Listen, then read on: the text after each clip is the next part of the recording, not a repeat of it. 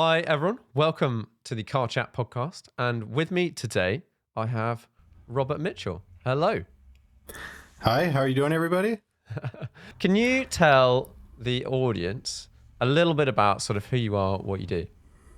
Yeah, as Sam said, I'm Robert Mitchell. I live in Germany and I am American. So I'm one of the people that has embraced the grass is always greener on the other side mentality and moved from the U.S. to Europe. Well, many people want to move from Europe to the U.S.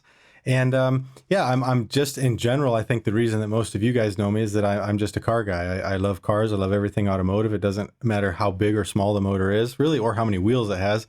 I'm after it.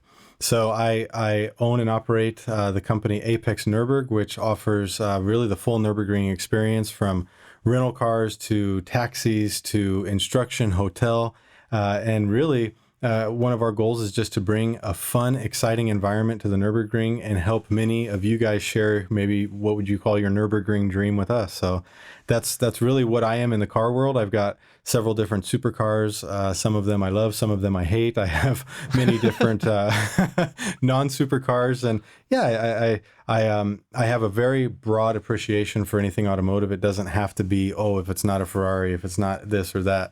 I just love driving anything, and I love really enjoying anything that has to do with automotive excellence, I guess you could say. Nice. Well, before we get to you telling me about which cars that you own that you hate, because that's a very unusual thing. How did this all begin? Because I think I first came across Apex early days, but I feel like you've done some stuff before you got to Apex. Yeah, I mean, where does it all start? You know, how did you get involved in cars, or when did you first? Have you been a car guy since year dot? I have been. I've been a car guy since I was born. Really, you know, it all stems from my father, even my grandfather before that. Obviously, that was before I was born. My family, many generations back, has been into different cars. We've got wonderful photos of my great grandparents in the 30s, you know, with old cars down at the beach and, you know, just cruising and doing all types of really neat things. And then, like I said, translated into my grandfather from there, getting into hot rods, and then my father being into race boats when I was growing up. Amazing boats with, you know, beautiful blown 1,000+ horsepower motors, big blocks and things like that. And that was really where I got into, you know, would you say that got it into my blood, right? And so it stemmed from there. And one of the things that really got me on my own path was when I was young, I wanted to build a roadster pickup. So like a 1929 Ford Roadster pickup. I was young. I wasn't even 16 at the time. So through the help of my father, we bought the chassis and a small block and different things like that. I never got the project completed just because of distance issues, geographical issues. I wasn't able to work on it the way I should have been able to or wanted to. And I passed that on. But that was really what got me into wanting my own project, and something that started me down the path of researching everything that I wanted to do. And it formed for me in my life a love of designing things and a love of creating a product from something that doesn't exist, or maybe taking a product and simply making it better. And this is one of the things that I alluded to earlier when I said maybe I have some supercars I hate. I really probably don't hate them, but they're just not right. You know, and this is this whole thing of starting out from you know, working on hot rods and seeing my father building them and customizing them to even a jet ski that I had. I was in the magazines looking at the different sponsons I could get. How could I upgrade the power? And, nice, you know, I was always modifying and trying to make stuff my own. And I'd say that's really where it started, and slowly evolved into Corvettes. I was really big into Corvettes for a while. I absolutely loved. I had a C6. I started with a C6, then I ended up with some C5 Corvettes, but I ended up tearing the motor apart myself, custom grinding cams. Obviously, I didn't grind them myself, but my own camshaft grinds where intake and exhaust and LSA was all to my specs so that the motor would run exactly how I wanted it, getting the programming software to map my own car and make these big, nasty, lumpy Corvette cams actually operate where it would come down off of a rev and idle and run smooth and everything. Like, that was a great feat that I did in my younger 20s, I guess you could say, as a time frame. And it was a lot of fun. It was really exciting. I experimented with nitrous on it. I had a 300 shot of nitrous that came in multiple stages. So I was experimenting with wet systems where you have a separate tank of nitrous or a separate tank of fuel, and then you have the nitrous that shoots in and they mix with their own separate fuel pump. I was using the mass airflow sensors to, when you would spray the nitrous on the mass airflow sensor, it would actually freeze the airflow sensor, and then you would dump fuel based on that. I was doing all kinds of neat stuff and just having fun with it. No, I would say those were my roots in this whole car game, if you would. That's some, I would say, quite extensive tuning. It was. I mean, we didn't leave anything alone on the cars. They were all our own custom built motors. We had our own airflow on the heads, on the intake manifolds. We were cutting them off. We were taking the throttle bodies apart and polishing and grinding them to get the maximum airflow. We weren't really leaving anything alone in the cars. It was definitely very, very extensive what we were doing with them. And when you say we, was this as a company at this point, or you and a couple of friends, or what?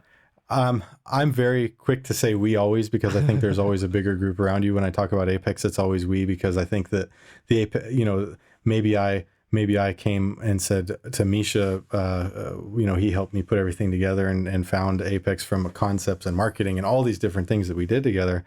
But I always think that a lot of things have to do with we, if you're doing it right and you're incorporating the people that deserve the respect.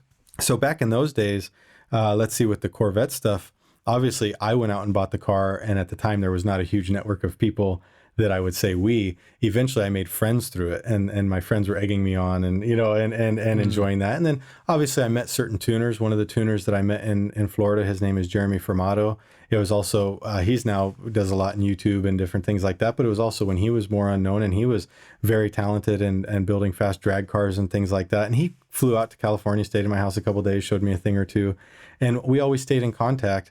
And then, I made friends who had Pontiac GTOs, the GTO that was like the Holden from Australia, and we did a lot of work on those. And it became a we thing because it was a lot of friends that came together, and ultimately it did. It turned into a shop. It turned into a place where a lot of people in the Bay Area, Northern California, came and had some fun with me, and it was a place where I learned a lot, good and bad. I learned what to do, what not to do, and it was a great experience. It really was.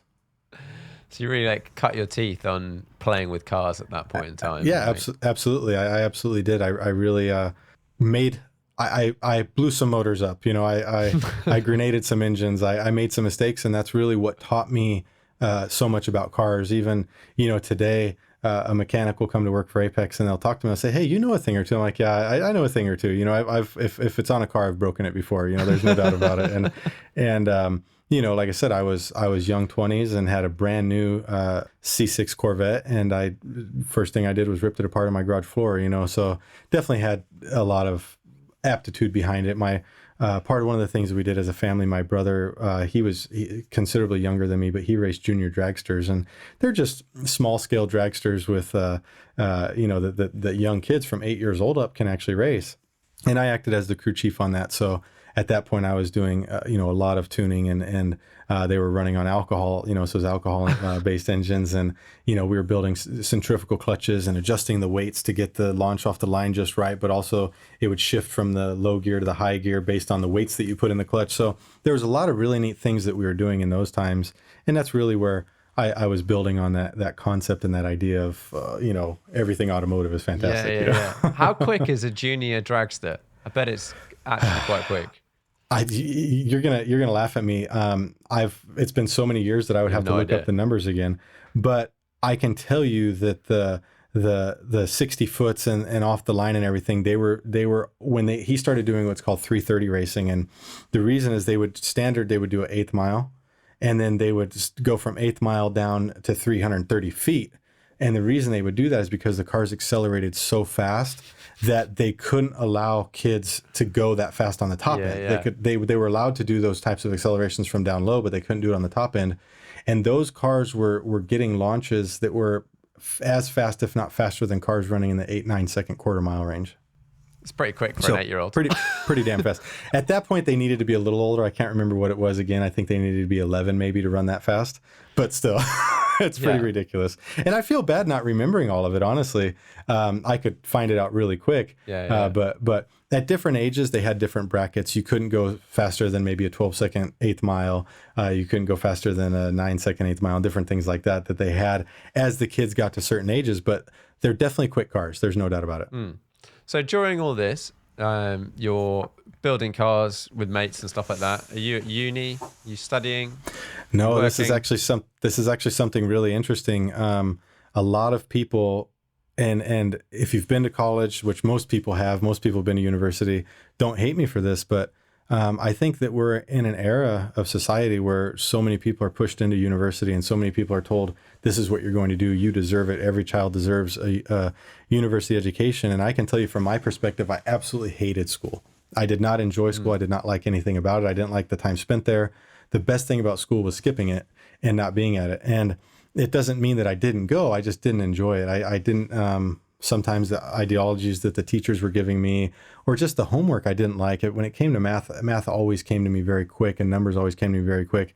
And there were times I would get in trouble for not actually showing my work because I didn't do the work. I just could see something and I knew what it was. Or whatever, yeah. And so I just skipped the steps and would write down the answer. And they said, well, how did you come to this conclusion? I said, because that's what it is. And so I had a hard time with a lot of that stuff. And it really, I would say, demoralized me and made it to where it was somewhere that I didn't want to be.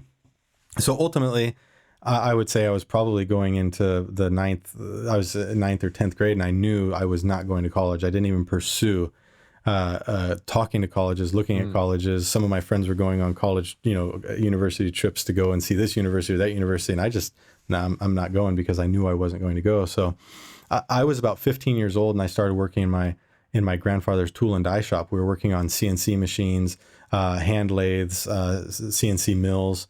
Some of them were computer programs, some weren't. It just depended on what it was. And that was where I really got started working. Then on summer jobs, I worked in a shipping and receiving department for a company that makes fountain drink dispensers and for bars and things like that. And I worked in the shipping and receiving in the summer. And then by the time I graduated high school, I was at that point, I turned 18, and in March I turned 18. And so I was, 3 months later, I said, okay, I'm going to work. And I moved to California from Indiana, which that's a long story how I ended up in Indiana for a while. But I went back to California and I started working construction for my father. And that was really what allowed me to earn money to do the things that I wanted to do ultimately with cars. And that was really what got my base of saying, okay, at a young age, I was thrown into a very responsible position. It was sink or swim type of thing. And I'd like to think I swam, I'd like to think it obviously worked out quite well. And I learned a lot of things. And so no, I didn't go to university. It was something that I knew I wasn't going to do. And I'm very happy that I didn't waste my time there. I think some people need to go. So it's good for some people, but I think that young people out there also need to understand that it might not be right for you. And just because your friends are going doesn't mean you need to if it's not the right place for you. Yeah.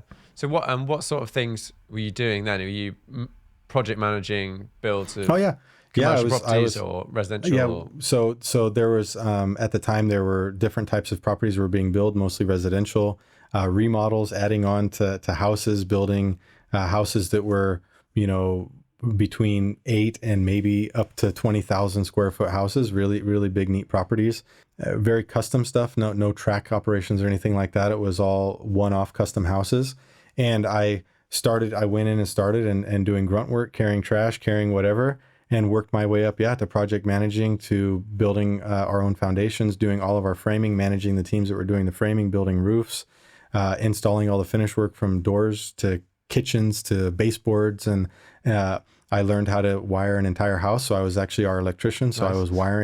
I was doing every fuse panel wiring, electrical outlets, everything. So it went from A to Z. The only thing I really wasn't doing myself was drywall. But when you're doing construction, you learn how to do repairs and stuff too. So I was at the point where I was building or able to build an entire house with the teams that we had. And I knew how to do most of it myself.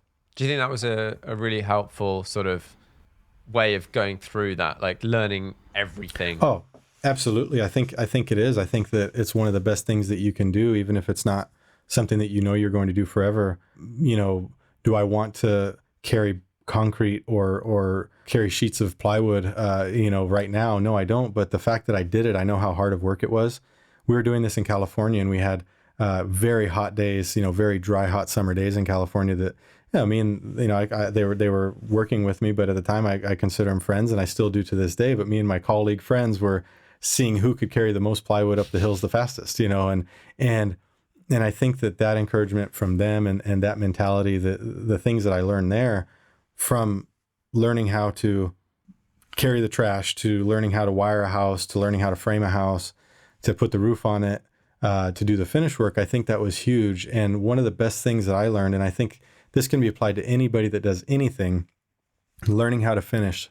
Because a lot of people will come in and do a job when they're building a house, and my only job might have been to frame the house, let's say. Yeah. I can leave, and somebody else has to come in and finish what maybe I didn't do right.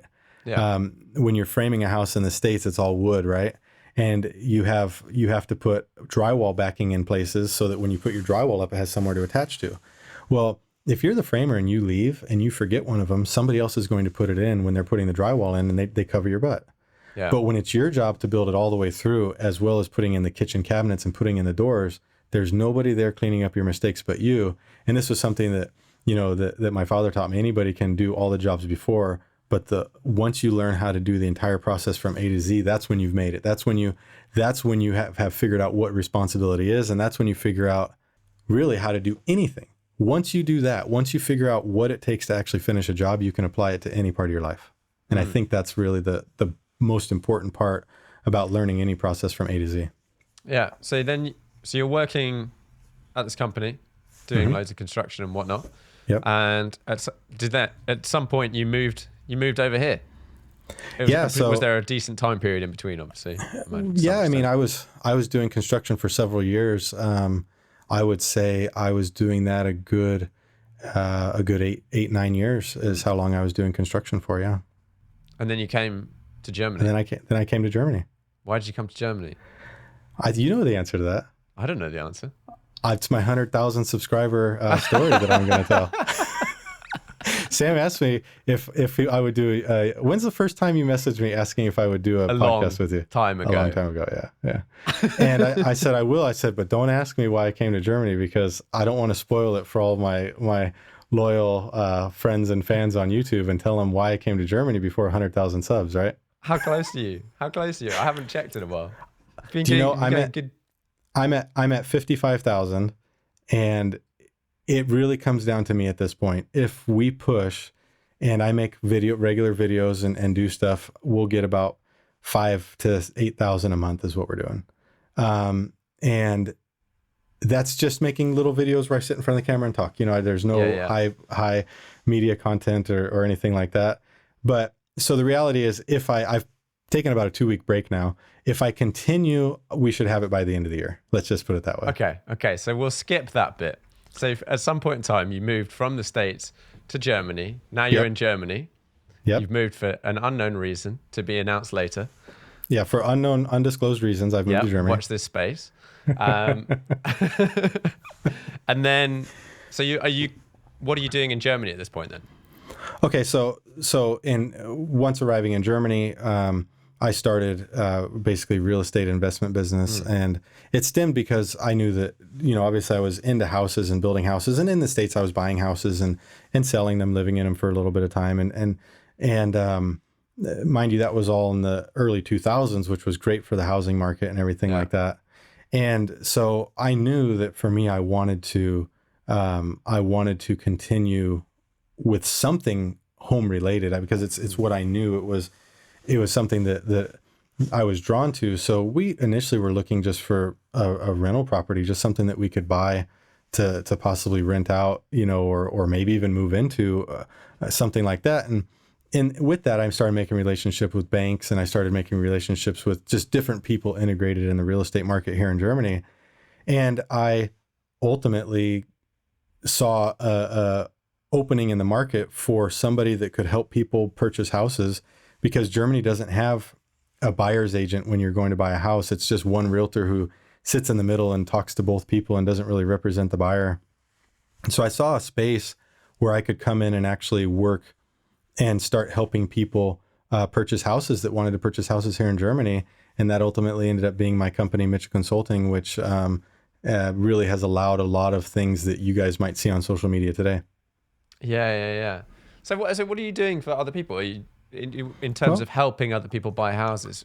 Yeah. So let's say you want to come to Germany and buy a house. Yeah. Basically what I'll do is I'll I'll show you the differences of buying a house in Germany, what the complexities are, walk you through. I say again, my team will. I've got a large group of people doing this, and they'll basically take you through the process of buying the house, get you financing. So we have banks that we're connected with really on an internal level, that our systems are essentially connected, that we can issue you quotes on loans, packages, and really everything that you need to buy the house, taking you from the purchase process all the way through to providing movers that can help you move into the house, hand worker teams that can come in and do renovations and repairs during the time that you live in the house, translation services, because 95% of our buyers don't speak German. So we help them through the entire process of their home ownership. And then once they leave, we'll do management for them, property management. We'll help them sell their houses later if they want to. It's really an A to Z service, nonstop, from the day that you think about buying, the house, all the way until the day that you eventually sell the house. Yeah. So you're maintaining the full job, like you did with the building houses end to end. Exactly. It's exactly that. And it's neat because the reality is that when you're able to help a customer from A to Z and, come full circle, we have houses that we've sold 3 and 4 times. Yeah.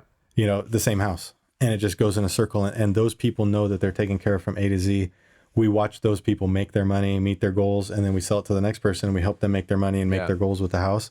And that's really a cool thing to do. And when you do that, you don't need to have as much volume. So you're not worried about, I sold 1,000 houses this year. You might be happy with a couple hundred, right? Because you're able to charge a reasonable amount of money to these people and take them full circle, and not be just looking at volume, but you can try and apply a quality to it and help a smaller core of people achieve more. And it really helps out. It really comes full circle, and it makes the situation less stressful for everybody involved. Yeah. I find not so many, but lots of companies I deal with every now and then are really only interested in dealing with you for a tiny section of your journey on that piece, whatever it is. And it's so annoying. And ultimately, the ones that deliver, the people that can deliver on all ends and help you a little bit around either side of what they're doing, are the people you come back to and deal with over and over again. 100%. And that's the idea behind it, is that, if okay, this person knows my house, this person knows my, whatever the product is, this person knows my story and they know my situation, they're going to look after it. And the same thing goes back on the other side. I'm also responsible as a company, as a team, to look and say, look, if you financed your house with me 5 years ago, and now you're leaving the country and you want that house rented out, well, that loan has my name on it, right? I have an interest to make sure that your house is rented. I have an interest to make sure that it's successful as well. And so you're going to be certain that the minute that something's not right, I'm going to feel like, oh my gosh, I've got to make sure that this gets turned around, because it does need to be successful, not only for you because it should be for you, but also because I've got a little bit on my back in this regard, Yeah. Oh man, I wish there was a company. I'm renting at the moment. And I wish I was renting with someone that had a bit of skin in the game, because if you want to skin in the game, that's a line we don't use around here after the whole SSC thing. I'll tell you about that later.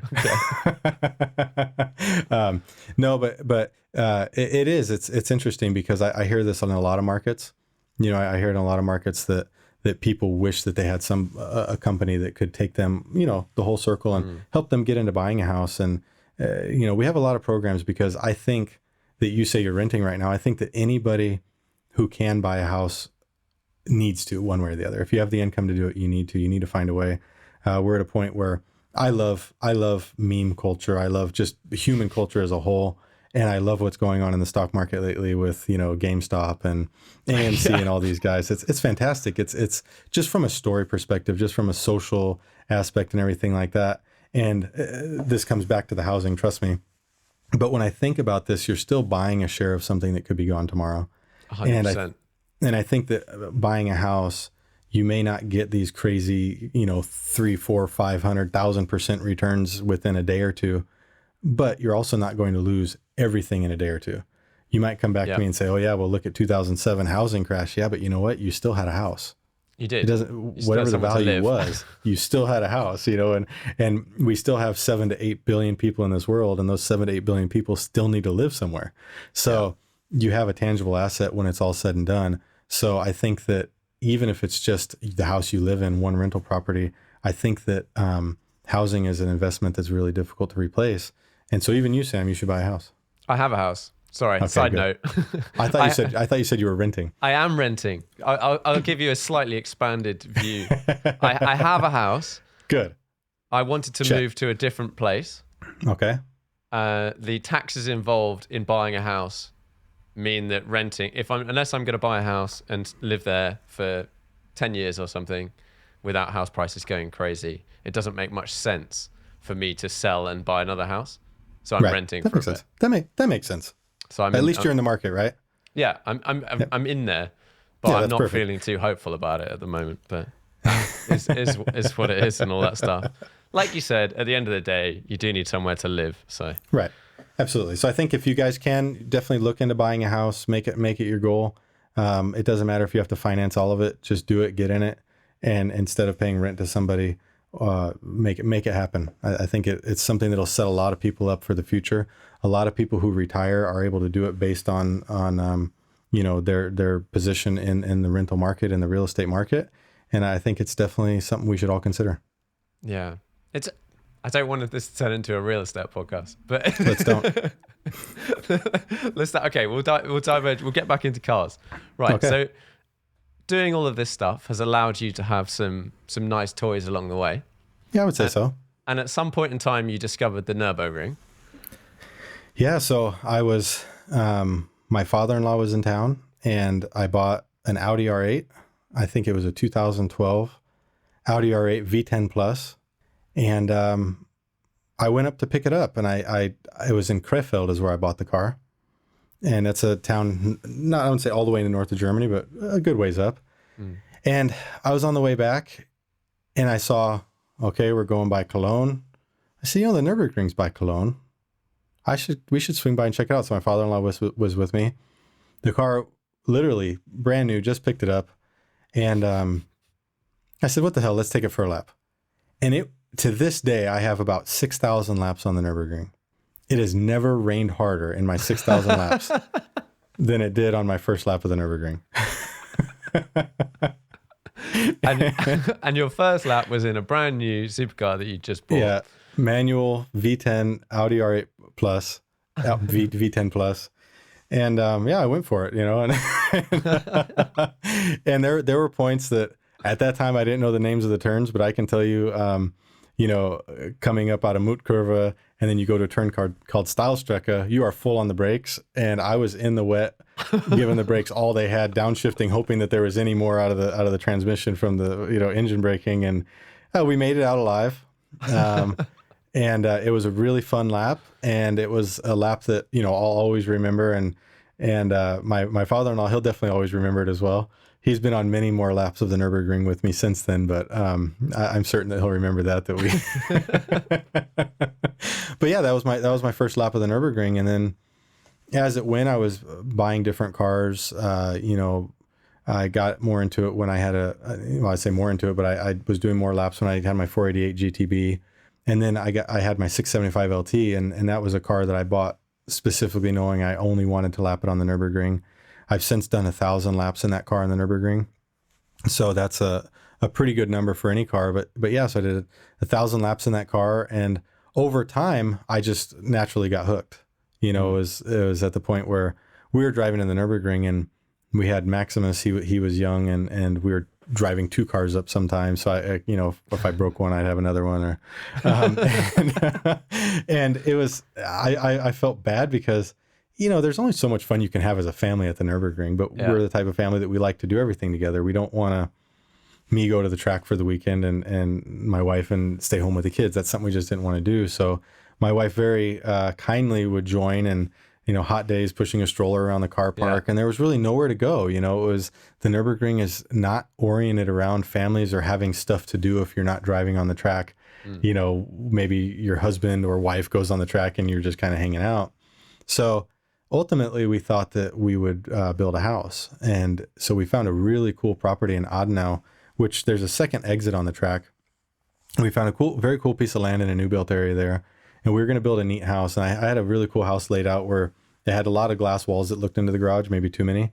And so you could see the cars that were in the garage and everything. Yeah. And we wanted to build a pool and like an indoor enclosure for the pool so that, I could just say, I'm going to go do a couple laps and in 5 minutes to the entrance, go do some laps and come home. And that was the plan. That was what we were going to do. We were going to build a house there and go enjoy the Nurburgring. And of course, my wife will be the first to tell you I can't go anywhere without thinking about work in one way or another. It's the type of person I've always been. My mind doesn't sit still easily. If I go on vacation, I'm looking at the real estate property there. I'm looking at what houses are for sale there, what rental prices are. I'm doing, just thinking about all that stuff. It doesn't matter where we go. If it's Greece, Italy, it really doesn't matter. And so, of course, I'm looking around Nurburgring and meeting people over the years, meeting people and talking with people. And eventually it was just, after talking with enough people, I said, it would be cool to have some sort of business here, right? And so there was a property for sale in the middle of town. It had been for sale for a long time. Everyone was scared of it. It had asbestos roofs, asbestos paneling on the walls. It was a mess, but it was right in the middle of Nurburgring. And if you know the Nurburgring, you'll know that the Nurburgring goes around, and actually the town of Nurburgring is inside of the racetrack. So the track is completely circling it. So here's a house in the middle of the Nurburgring, essentially, and it's been for sale in a pretty premium location, just 800 meters from the entrance of the track, 800 meters to the entrance of the GP track. It is perfectly centered. Yeah. But nobody would touch it because it was a pile of crap. It was wretched. And so I said, well, this is kind of my business. I buy houses, sell houses, rebuild houses. I've since gotten my contractor's license in Germany. I've got my real estate license in Germany. I've got my all my licenses to be brokering loans and everything like that. So this was not for me a really intimidating thing. So I just bought it. And at the time that we bought it, we didn't know exactly what was going to be done with it. It was just, okay, this property needs to be purchased. I had different opportunities talking to different people, and those opportunities didn't pan out the way that I wanted to. I knew what we had. I knew the potential that we had. And so I said, okay, I'm not going to do this in this manner. And I was just kind of sitting on the property for a little bit. As I mentioned a moment ago, I was constantly driving up with different cars and going to the Nurburgring. And one night, somehow I ended up with 3 cars there. I had the 675 LT, the 488 GTB, and then we had another car that my wife had driven up. And I said, you know what? I just want to ride back home with my family. I don't want us to go back in separate cars and all this stuff.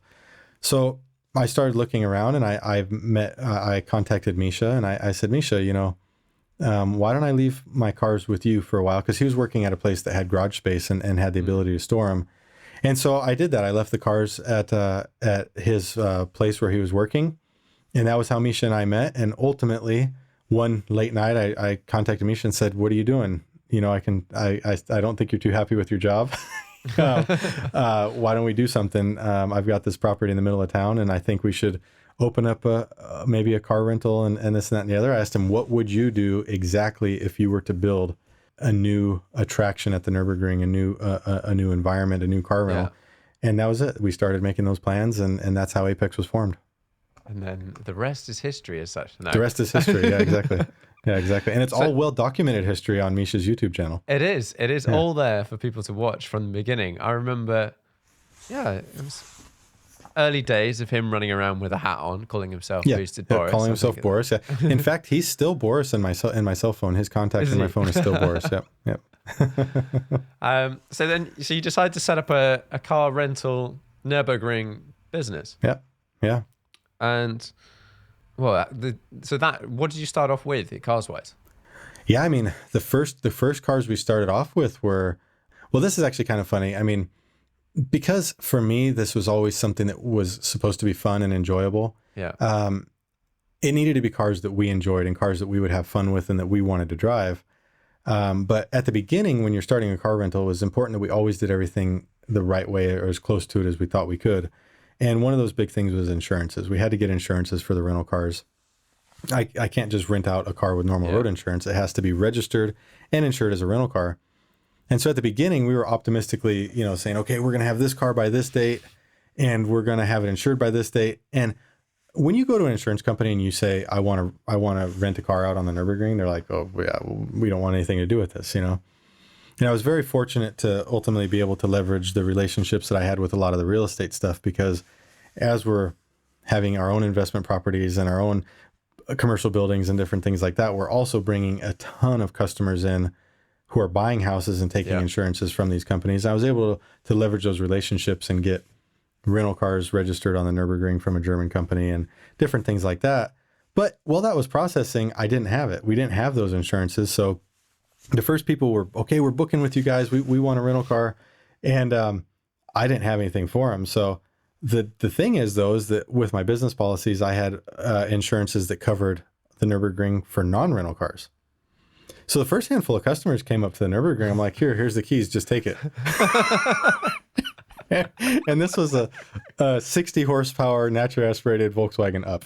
Nice, right? nice. And nobody was complaining because it was free. I'm like, here's the deal. Tank's full. You've got your own lap ticket. You can drive my car.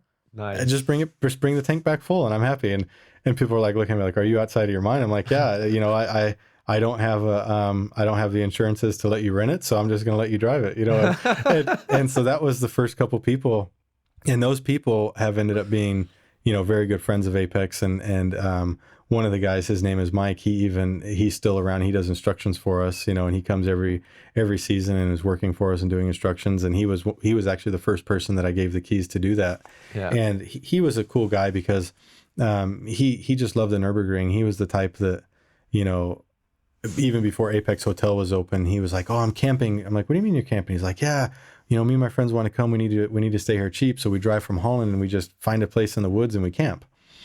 And so he was the first one that he'd come, I'd give him an Apex t-shirt, an Apex jacket. Yeah. And he even was to the point where I don't know if he ever paid for a rental car, you know, because we kind of made that relationship that he comes to the Nurburgring and he gets a car, you know? Yeah. Nice. And so the funniest part was, I don't know if you're familiar with the Sub 7 Up. That was Misha's first daily driver, and it was a 90 horsepower Up that we modified, and we took a Volkswagen Up and probably spent twice as much as the car was worth on mods to it. We put a beautiful JRZ 2 or 3 way adjustable suspension in it. We, you know, put a cage in it. We put Recaro seats and did all kinds of engine mapping and everything. And one day Mike came to the Nurburgring and said, okay, yeah, you can take the Up out, no problem. And he was just laughing, and, you know, he wasn't paying for anything. So he was just out having fun. And we get a call. Yeah, the Up might have crashed. And we're like, what do you mean the Up might have crashed? Like, yeah, I don't know. I just saw it stuck down by Belfast or just sitting there not moving. I said, okay. Well, Mike was having so much fun and he was doing free laps. So he just ran it out of fuel, you know? And so he was doing free laps and just going for it. And so we never let him live that down. But that's really what Apex was about, was making relationships like this, you know, that you can have fun with people, and that people see that you're actually having fun and they know we want to go there because this truly is an enjoyable experience for people. This is somewhere that I want to go have fun. I want to go share laughs with these guys. I want to go run their car out of fuel, and they're going to make fun of me for the next 10 years. You know what I mean? And that really was when Misha and I first spoke about it. That was what it needed to be. So the first rental car wasn't even a rental car. It was just a giveaway. It was a Volkswagen Up. We then went to a Toyota GT86, which we still have. We've modified that car immensely. It's one of my favorite cars to drive on the Nurburgring. We ended up with a BMW M2 that same year. We ended up with Volkswagen. We ended up with a Volkswagen Polo, and unfortunately that was crashed. It was a brand new Volkswagen Polo. A guy ran it into the wall, and the way that it is, when he hit the wall, he hit the tire just perfectly that it actually pushed the drive shaft into the transmission, destroyed the engine and the transmission because the drive shaft went in and just seized everything up. So it was a rather light damage that totaled a car. So that was unfortunate. That was our first accident, I would say, from the rental car standpoint. But yeah, so we then evolved just through different BMWs from the M2, the M4, Volkswagen Polo GTI, Golf GTI, Seat Leon Cupra, really cool car to drive on the Nurburgring. We had started with a 290, and then we ended up with a 300, so a little bit more power. Very fast cars. In fact, they're intimidatingly quick for front wheel drive cars. They just hook up and go, and you think, man, you really don't need this much power. And then we ultimately ended up with a Toyota Supra. We got a Porsche Cayman GTS, which is probably one of the most balanced cars that you can drive and even rent from anybody on the Nurburgring. Very exciting cars to drive. And then we just got the GR Yaris last year in December. We went and picked one of those up, and we put a thing out on one of Misha's YouTube videos. We said, hey, we're thinking about buying a GR Yaris. Would you guys want to rent one? I'm thinking about buying it next March. Yeah. And so many people were like, yeah, buy one. I said, okay, I'll buy one next March. And by the next weekend I had one. So, and this was when they were brand new and you couldn't find them, so we were able to go ahead and do that. So you're running all of these cars and you've started running cars from different manufacturers. What is it like? What's in terms of maintenance and stuff like that? Running a car pretty much solely on the Nurburgring. In terms of, because were you getting these cars new, or were you buying secondhand, or what? Most of the cars that we got were new, especially at the beginning. The only cars that we ended up buying used along the way were, I bought the M4 used, and I'm really glad that I did, just because those things depreciate like nobody's business. Yeah. So we got the M4 used. But yeah, most of the other cars were new, and it's on one side, it's good because you know that your history is all that it has. But at the same time, the question that you asked is, what is it like running them this hard? It doesn't matter, because what you do to your car for the first year on the roads in the UK or Germany or wherever you might live is absolutely nothing compared to what we're going to do to it. We're going to run these cars and people are literally driving them over curbs on the racetrack, driving them through gravel. If you're driving fast, your car comes off the ground every lap at Flansgarten and lands again. So if you had a little joyride and launched it over the railroad tracks one or two times, it's really not a big deal, And so the maintenance on our cars is, there's a lot to it. We are constantly replacing the normal things, brake pads, brake discs, tires, but we're replacing a lot of wheels. People hit a curb and bend a wheel. There's certain bushings and really bushings are a big one. People working the brakes and hitting the power in different places, and you're constantly moving the control arm. So we have a lot of bushings that we replace. But the one thing that's been very reliable has been the motors and transmissions on all the cars. It's been very, very good. The GT86 is hard on the synchro between third and fourth gear. For some reason, it gets ground a lot. I think it's a nice, easy up and down, so people think they can do it fast. Yeah. But they think they can do it fast. Their foot might be a little faster than their hand, so they're letting off the clutch too soon and grinding it into fourth gear, and that really has been a problem. And then the only other thing is the manual transmission cars. People have a tendency to miss a shift. So they might think they're, I don't know, going from fifth to sixth and do the old fifth to fourth type of thing, And that's definitely not so good. But for the most part, it's regular maintenance. It's just bushings, tires, brakes, brake discs, brake pads, whatever. A lot of fluids, a lot of oil changes. But we have really 2 full-time guys, 2.5, I would say, full-time guys that take care of these cars day in and day out, year round. And then with the more expensive stuff, so you've run Ferraris, McLarens, now a Porsche, or Porsches. Have you run a Lambo? I've not. I always say that I don't have gold chain and enough chest hair. Fair. Or you don't want a broken back. That's the other one. But no. So what are those? Let's say those three. Yeah. Porsche, Ferrari, McLaren. Yes. What are they? Because my impression of, let's say, the McLarens, for example, I know you had a 675 and you've had some other cars. They're quite expensive to run as track cars on things like discs and stuff like that. Yeah, they absolutely can be. I mean, we could sit here and compare them all, and it might be fun, but I don't know if we have enough time. I mean, the reality is that I could give you the breakdown of just about every part on every car and how they last. And let's start at the front of the car, the splitters, right? The Ferrari is, well, let's start at the worst, the 675 LT. It's this carbon fiber splitter that just sticks out on the front of the car that's waiting to be destroyed. It doesn't matter if it's a parking block or hitting a curb on the track, and that's going to set you back 15,000 euro if you damage that. Then you go to the Ferrari, and the Ferrari, like the Pista, and really most of them have their splitter piece tucked under a little bit, and they have a little bit more forgiving parts out front that still might require paint, but maybe not a 15,000 euro carbon fiber part. And then you've got Porsche, right?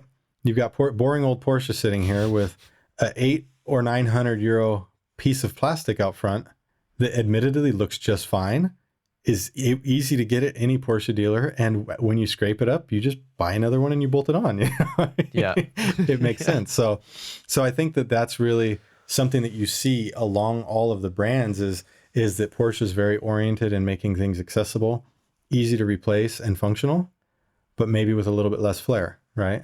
And then you've got McLaren trying to be like the next tech company, coming out with new stuff all the time, maybe not putting enough R&D into it, but catering to your tech side and your desire to have the newest, latest, greatest, neatest thing. And then you have Ferrari that's saying, hey, our stuff might not perform the best, but it's the most exciting. You sit behind the steering wheel and you see that Ferrari, you look at it in your garage and you just love the lines, you love the character of it. And that's what I take from Ferrari, you know. But in terms of driving them on the track, the cost, I would say, to operate the McLarens is one of the highest, Ferrari being in the middle and the Porsche being the lowest in terms of operational cost. Yeah, and and the main things you're dealing with are the usual stuff like brake pads and discs. Yeah, and so Porsche has a very reasonable price on their brake pads.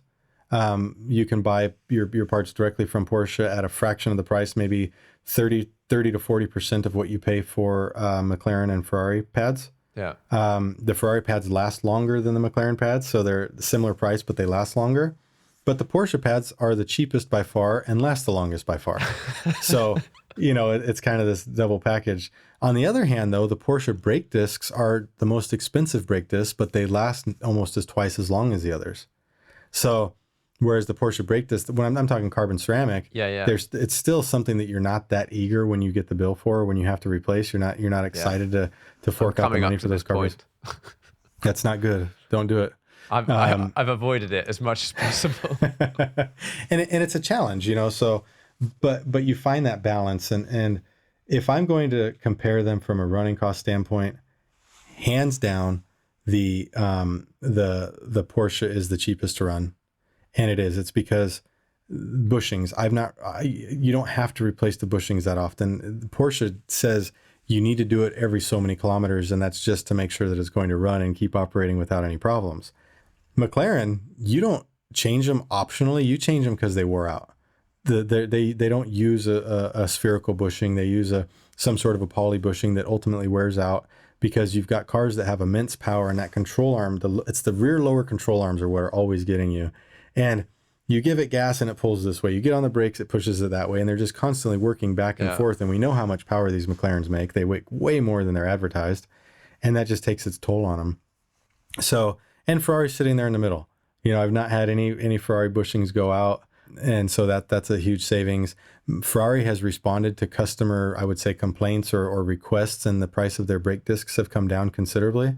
I think that they don't want people going aftermarket. They want them to still buy from them. And it's a very smart thing. If a manufacturer says, hey, wait a minute, all of my customers are going aftermarket because we're overpriced, we could drop our prices by 40%. We're probably still going to make a nice profit on them, but we're going to sell them. Yeah. Right. And that's something that Ferrari did, which is really interesting coming from Ferrari, because you wouldn't think that they're always in this position to need to do that. Right. Yeah. And they can be more expensive than everything else, but they just need to not be crazy. And then it doesn't need to be crazy. Like you said, you'd buy them. Yeah. And so now when you look at it, the Porsche brake disc prices are the crazy ones. McLaren's in second, and Ferrari's like, okay, after looking at the other two, I can deal with this. Yeah. So, okay, over the years, you've swapped in and out a few cars and whatnot. Mm-hmm. Do you have some? Well, what have you got? What have you got at the moment? Okay, so at the moment, I've got. Let's see, where do I start? I always look a lot at the Apex cars as my cars, even though. Yeah. So I thought this is interesting for a lot of people. Every car at Apex belongs to me. They're owned by me. They're in my name, and they're registered by me. And ultimately, what I do is I rent them to Apex, and that's the rental cars. That's the cars that you guys can drive and operate on, and that's really for liability reasons. It's to separate me and Apex, or the asset, from the liability, which is you crashing and hurting somebody, right? So these are all my cars. And so sometimes I do have to differentiate what's my car versus what somebody else's. Like the 218i. yeah.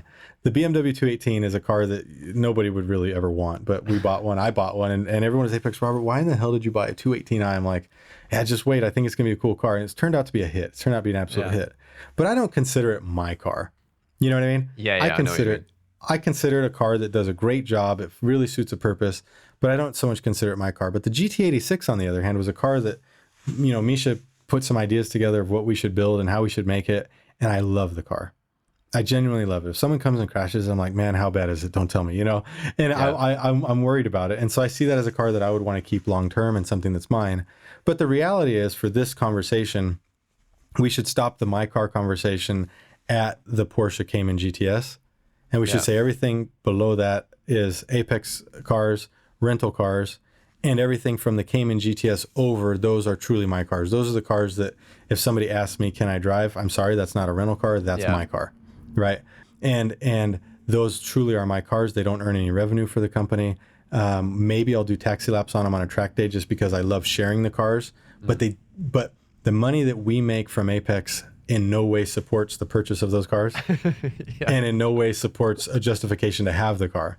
So they truly are seen as my cars amongst myself, the Apex team, etc. So where does that start? We can go with some of the BMW stuff. So I've got a desire to build a collection, and I'm not a car collector, but a collection of cars that is every BMW M3, from the E30 up to the F82, which I know is an M4, but we know it's an M3, right? And so in that grouping, I've got the F82 M4, which is a wide body carbon fiber built M4 by Team Schirmer. It was a VLN race car, so an endurance racing race car. Also ran in the Nurburgring 24-hour race, and it is an amazing car. When you look underneath it, it is bulletproof, huge kinematics, huge differential, drive shafts, braking systems. It's unbelievable the way the car is built. It's very solid, and it's very, very fast. It's a very quick car. But of course, it's road legal because Team Schirmer is a manufacturer, so they were able to get everything road legal, and they did that for me when I bought the car so that I can drive it on the street as well. Take a step down from that goes to the F80 M3, which is the 4-door, which is, as far as I know right now, the only 4-door that's street legal with a full cage and 4 bucket seats. So we actually have 4 bucket seats with harnesses. We have Recaro seats front and rear with harnesses front and rear and a full cage around all of it. And that's an amazing car. We built that as a taxi to do Nurburgring taxi with. And something that a lot of people may not know is we're not going to continue doing taxi during tourist drives going forward. We're only going to do them on track days. And all along, people said, when you're done doing taxi, what are you going to do with this car? I said, I want it to be a family car. I want to be able to, maybe my kids do their first laps with me and mom in the back seat or something like that. So that's the F80 M3 is also in this category. Then we have the E92 M3. The E92 is dubbed XX31, or we sometimes joke XX31.2 because there's a sister car that were built identical at the same time. And this is one of the more remarkable cars at the Nurburgring. People know it, people remember it because it made a statement in the 2012 to 14 range, maybe even 15, 16. It was the fastest E92 M3. It was able to do a sub-7 BTG, bridge to gantry lap. And it was always out in TF pushing people out of the way. It was flying. It was unbelievably quick. GT3 RSs, move over, all this stuff. And it made a statement. And really, anybody that's big into the Nürburgring and tourist drives remembers this car and knows this car. And people love to come and see it just because of that. And when I take it out just for a fun lap, because I have so many cars that I don't get to drive them all as much as I'd like to, people say, Robert, I saw the E92 out today. It was so cool to see it, and I get a bunch of messages and they really enjoy that. And I enjoy that people have good memories from it. So was that your introduction to the Team Schirmer and Schirmer cars? That car was, that car was. That was a car that when I was working with a friend and we were going to build an E90, so the 4-door version. And he said, it'd be cool to build it like a Schirmer, And I was like, okay, yeah, that's cool. And so, that car was really the introduction to it. And that was the first one that I bought. And that made me appreciate, that's what made me appreciate his product and the cars that he was building and the attention to detail that he brought to the table. And yeah, that's what really got me started down this. And that's what ultimately made me say that my M3 collection is not just going to be a bunch of M3s. It's actually going to be a Schirmer M3 collection. So they're all to be built by Schirmer. So I've named now three, cars that were built by Schirmer. And those three cars are hands down. If you look around the M4, I don't think you'll find an M4 that is more crazily built. You might find some guy that has 1,000 horsepower turbo, set up, but this car is complete. It's a car that you can run in endurance racing. It's a carbon fiber wide body. It's truly built to function, and it does that. It functions, and then you have the F80 M3, which again is full Schirmer kinematics, control arms, everything, engine systems, exhaust systems, transmission mapping, full suspension all the way around, all the way down to the wheels, the aero, everything. It's also built very aggressively, and then you do the 4-seat cage situation, and there's not another one quite like it. Yeah. And then you go down to the E92, and the E92 M3 is one of the most exciting cars to drive, from a 110 liter fuel cell to a 4.4 liter stroker motor. Full cage. The car, I could race it if I wanted to, because of the way that it's built. It's got fire systems. It's got cutoff switches, has all of the latches for the bonnet, the hood, so it doesn't open, so you can open it and everything like that.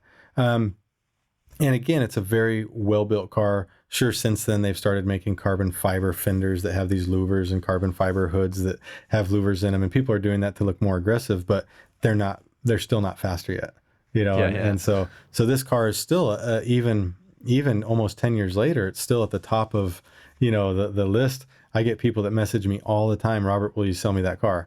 I had one this morning. A buddy of mine sent me a number, and I said, what's that for? He goes, how much I'll pay you for the E92 right now?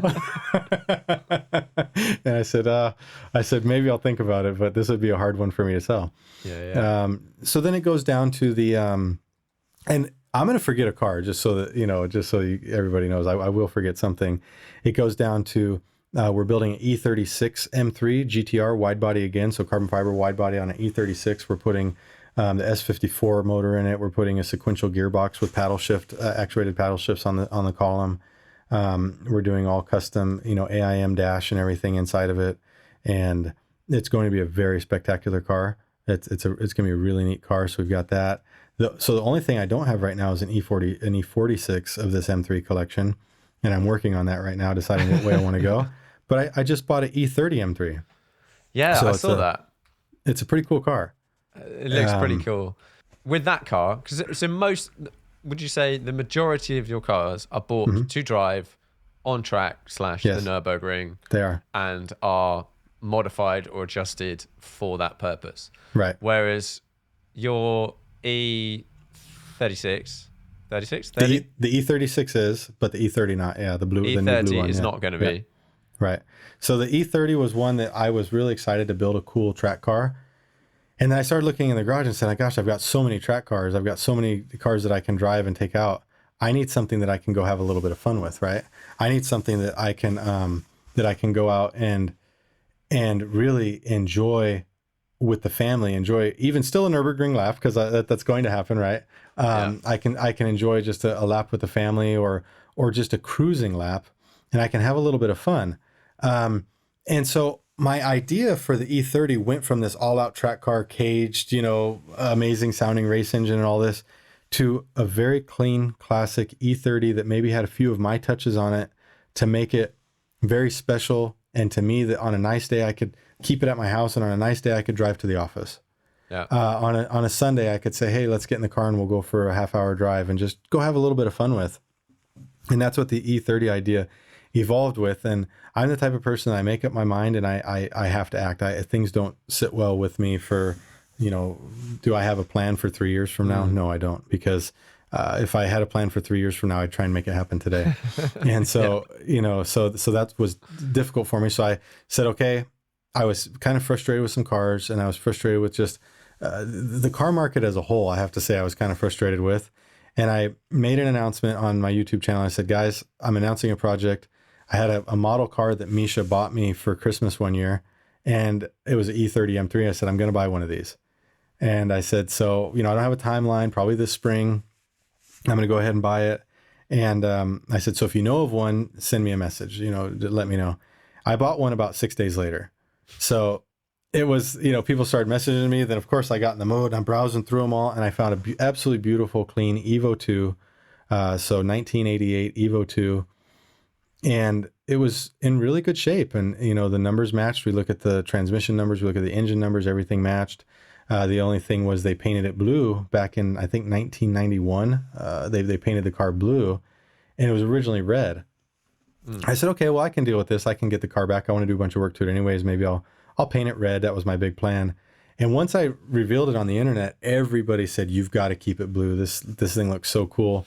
If we see a red M3, we know that this is just one of how many red M3s. But if we see a blue one, we know this is Robert's M3. And so for me, I said, all right, well, one of my big things about my social media, about YouTube, about all the stuff that I do, even Apex, was that we need to include the audience. We need to include everybody who's involved in it. We need to include everybody who's talking and excited about these things. Why should I share my excitement for a car just for you guys to tell me how cool I am? That's really not what this is about. This needs to be an interaction type of thing. I don't want to be that guy that's very lucky to have so many cool cars and tell you from up here. I want us to meet, I want us to meet here and talk about how cool these cars are and share this excitement together. And so I started listening to what everybody was saying about the blue, and I said, what the heck, if everybody thinks the car should stay blue, I don't have social media just for me. It's something that I love engaging with people. I said, let's just keep it blue. So I said, we're going to keep it blue for 1 year. And so for this season, it's going to stay blue. And I guess at the end of the year, we're going to decide if it stays blue or if I go back to red. But I suspect it might stay blue even longer. We'll see. Yeah, maybe you'll fall in love with it, or all the memories. Absolutely. I mean, the reality is you go in the garage and you look at it. Pete just polished it. He did the full detail on it. The thing looks amazing. It really does look cool. It is a beautiful car, and the paint job, for being over 20 years old, it really is in good shape. So I have to give whoever did the work back then credit. They did a fantastic job with it. Yeah. So with all these cars, you've been adjusting them from day one. You've been trying to make them fit you and your usage.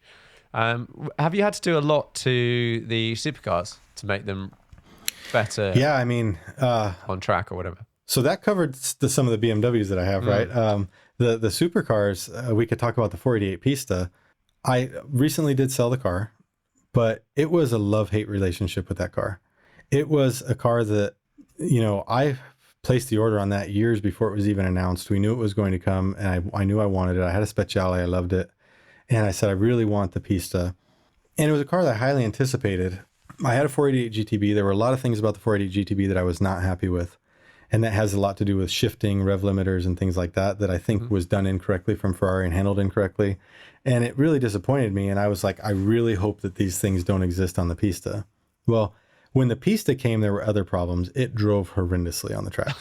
It was, when I took the car out stock, it was probably one of the most disappointing experiences I've had taking one of my cars on the track for the first time. And I'm generally a positive person and enjoy everything I do. But I kind of came off the track like, what just happened? This was terrible understeering, twitchy. It just did not feel good. And I made a huge mistake because I know that you need to align every car when you buy it and you're going to take it on the track. But I always will take it out like it is and just go have some fun with it. I had just recently had experiences with 600 LT that didn't need an alignment. The 600 LT came from the factory. It worked. It was fun. It was engaging. It didn't have abnormal understeer for McLaren. Let's just put it that way. It drove really well for what the package was. And I could live with it. I was like, wow, this is cool. And for our purpose of driving that car as a taxi, I didn't have to do anything. The Ferrari was so bad that my mind went away from, I need to align this, to, wow, this is terrible. And I just stuck it back in the garage. Yeah. And I would take it out occasionally and drive it and be like, yep, still sucks. And it got to the point where I was so annoyed with how it drove from the factory that it blinded me to the fact that I hadn't even set it up yet. Because it was just so baffling that it could come from the factory like this. And you think, how's an alignment going to fix this? Yeah. And it was over a year later that coronavirus had settled in, and everything. And I was staying at Apex there. And I said, you know what? I'm going to take this on the road, do some driving, and I'm going to go get it aligned, see what it looks like. And by that point, I hadn't put a ton of miles on it or a ton of kilometers on it. And we started working on it, and it basically had no camber in it. The toe was messed up. It was like it came off the assembly line and they forgot to align it. They forgot to put anything where it should have been. Both sides matched, but it was like those tires were never going to wear out. You know what I mean? There was no camber, no toe. There was no friction being created by the front end. And sure enough, when you would turn, the tires would kind of go like this and it would just, understeer. And so we fixed that, and it became actually a really fun car. And I was disappointed because I let it go for so long. But the problem is that when you have so many different cars, if something's not just right, you might put that to the side and focus on something that is better and something that you are having more fun with. Yeah. And that I would say was the biggest demise of the Pista for me in my mind. So ultimately we worked on the car, and the Pista needed slight ride height adjustments. We just brought a little bit of rake into it, and we adjusted the camber, we adjusted the toe angles, and that made the car work a lot better. And so the reality is with the supercars, you shouldn't need to do as much, right? You're buying these cars because they're lightweight, because they're high powered, they have fantastic brakes on them, so you shouldn't need to do as much. So when I go and buy a new, let's say a new M3, I'm immediately knowing that I need to do brakes. I need to do brake lines. I probably need to change the discs and the pads. Maybe I need to put new brake discs if I'm going to run it really hard, or brake calipers. I'm sorry, if I'm going to run it really hard. So I'm going to do that. I'm going to possibly change out the bushings. I'm going to change out some of the kinematics, maybe, a control arm or whatever the car may need, maybe a tie rod or something like that to prevent bump steer as the car settles down, so the rear wheels don't move in and out. And these are all things that you absolutely should not have to do on a supercar. If you have to do these things on a supercar, I think that they have built the car wrong and we shouldn't have had to buy it, right? Yeah. So I've been very fortunate to say that on the McLarens, on the Ferraris, on even the Porsche, we put an MR kit on it, but that's a whole nother story. You don't need to do any of that stuff. And so buying these cars does give you the ability to take something turnkey right to the track and actually get a very high level of performance out of it. So the 675 LT, I haven't even done, other than brake pads, changing brake pads when they're due and changing brake discs when they're due, I don't think I have any modifications to my 675 LT other than alignment. And it's done over 1,000 laps of the Nurburgring. Same with the 600 LT, 720S. So same thing with the 720S. I've got two 675 LTs. I've got a Spider and a Coupe. 620R, I have a 620R. And that's actually a fun car. But that's one car that when I say I hate it, it's kind of a weird thing to say. I love the concept of the car, but I'm really frustrated with what McLaren did with it. They had the ability, they were in a position where they're going to build a car that could have been one of the best cars that they've ever built, but they stopped halfway. The 620R is marketed as a GT4 race car for the road, right? Yeah. And it's not. It's not. It has a GT4 inspired suspension, okay? It has different valving. It has different springs. It doesn't have uniball bushings, so it has the same bushings that the road cars have that wear out. The S duct in the front just moves air through. It doesn't have radiators, so it overheats when you're on a hot day on the track. It'll overheat just like the 675 will. It has things like that where they almost had it. If they would have gotten rid of the trunk and actually put a radiator in the front, then we could have done lap after lap. If they would have gotten rid of the poly bushings and put an actual spherical bushing in, then we wouldn't get so much flex. They put the same spring. I was going through and saying, I want to change the spring rates. Oh no, the spring rates are good. I'm like, no, I don't feel that they are. To me, it feels like the 600 LT, the way that you come into the turn, it kind of skips a little, like, oh yeah, we have the same springs as the 600 LT. And you start to go through it and think, well, this is really a 570S with a wing on the back, with an amazing motorsport suspension. Don't get me wrong, the suspension is great, and an S duct in the front. There's not really enough other changes to say that it's a GT4 car. Yeah. And that was frustrating to me. So now what we're doing is we're going through, and I'm working on the rear sway bar. I'm going to change sway bars. I'm working on different tire widths and different things like that. I'm changing the alignment completely to make it work for me, because the car has so much grip that it overwhelms these bushings, and you can actually feel it flex through the turns where it should have had a spherical bushings, and it doesn't. So we're going to go through and make a spherical bushing kit to make it what it should be, and you might find this to be okay with a 720 or even a 675 because it is a road car. It still is a road car. But when you market something as a GT4 race car for the road, that's where you need to take it to the next level. And I don't care if I get bad vibrations when I'm on the road because that's what it's made for. But I agree with you. I think you shouldn't say, well, first of all, if a manufacturer or someone says this is a race car for the road, I know it's not. It never is. It's never going to be. It's never going to be close. And also, I would normally turn around and go, why would you ever want that? Yeah. Because like having driven race cars, you don't want to drive them on the road. That's not what they're made for. So they market it as that. There'll be a whole bunch of people that will go, oh, it set a whatever lap time, and this is the most hardcore car of whatever, but actually they want it to be comfy and exactly the same as their 570S or something like that. Absolutely. So it is a bit of a challenge there. Yeah. I was talking to a guy, have you come across Litchfield Motors in the UK? I've heard of them, yeah. Yeah, I've heard of them. And he's, one of the things he's done with a couple of McLarens they've had in, other than doing more power, is they've put in a mechanical locking diff in the McLarens, and he said it made a big he said it made a huge difference, but mainly I think when you've upgraded the power's gone up by another 150 horsepower. I think McLaren gets a lot of flack for their E-diff, if you would, the brake grabbing on the inside to help rotate the car, and I don't think it's necessary to give them flack for that.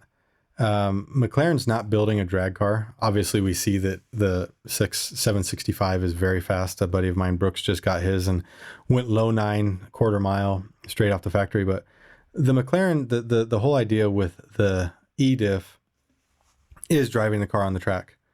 And so many of us are used to driving different cars and driving cars with a mechanical diff and understanding that maybe we can turn in a little bit earlier, rotate the car in a more normal fashion. You need to spend time with a McLaren to understand how the E-diff really does work and how you can have fun with it. McLaren builds their cars ultimately with a decent amount of understeer. I alluded to that earlier. And if you go in and drive a McLaren like you would a Porsche, you just go straight through the turn, and it's you're like, oh my gosh, this thing has a ton of understeer. What's going on? But once you start to learn how to drive a McLaren, when you start eliminating the understeer, you do that by trail braking. So you come into the turn and you brake really late and you carry the brakes into the turn. And by shifting your weight to the front wheels, it ultimately lightens the back and lets the back rotate. Okay? That does two things. That rotates the car, which some people complain with the diff, a mechanical diff versus an E-diff, how that works. But it also stops understeer because you're loading your front tires more. So all of a sudden, when you start getting the diff to work the way that you want it to by trail braking, that inside wheel, the inside brake grabs, and that helps rotate the car. Okay? Yeah. And then you're loading the front because you're doing it so late. So you're eliminating the understeer. So the two things start working together when you drive a McLaren correctly. And you don't find you get one wheel spinning up. No, it's never an issue. So this is what's interesting is that if you're driving the car correctly, you don't even notice that it doesn't have a diff, a mechanical diff. You don't care. I've never once said, man, if only this car had a mechanical diff. Yeah. You have to drive the car correctly though. You have to trail brake it and rotate on the brakes, but you need to do that anyways to stop the understeer, right? And you can get on the power at any point, and the thing the McLaren's just hook and go. There's no problem with power application. So I have not found where I feel that a McLaren is missing a mechanical diff at all. I don't think it's something that would be on my list of complaints for that car, I would have to say. So at some point in time, you started running taxis. Yes. What inspired you to try and do that and then put forward that program? Have you ever heard of a before we were running taxis? Have you heard of a Nurburgring taxi before? Yes. You have. And I'm trying to think what it was.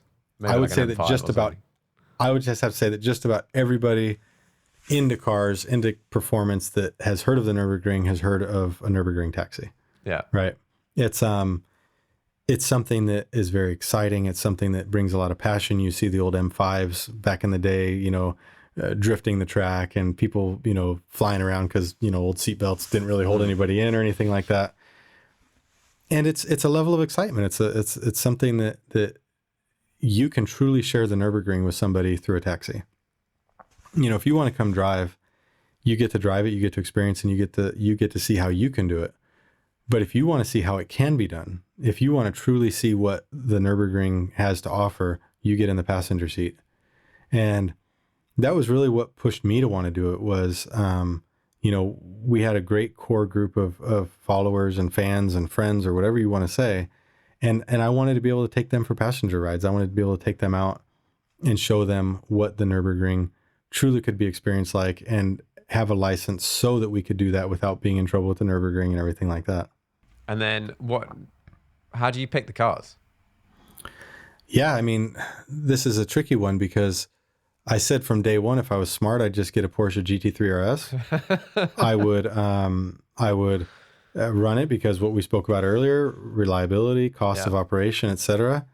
And I've always been hard on Porsche because unless you're in a 918 or a Carrera GT or something like that, your GT3 RS looks just like a turbo, with a little wing on it, which looks like a 4S with a smaller wing on it, and and so they look the same. They all look the same, and that really bothered me because we're in a day and age where we're spending a lot of money on cars, and they should be an expression of us, right?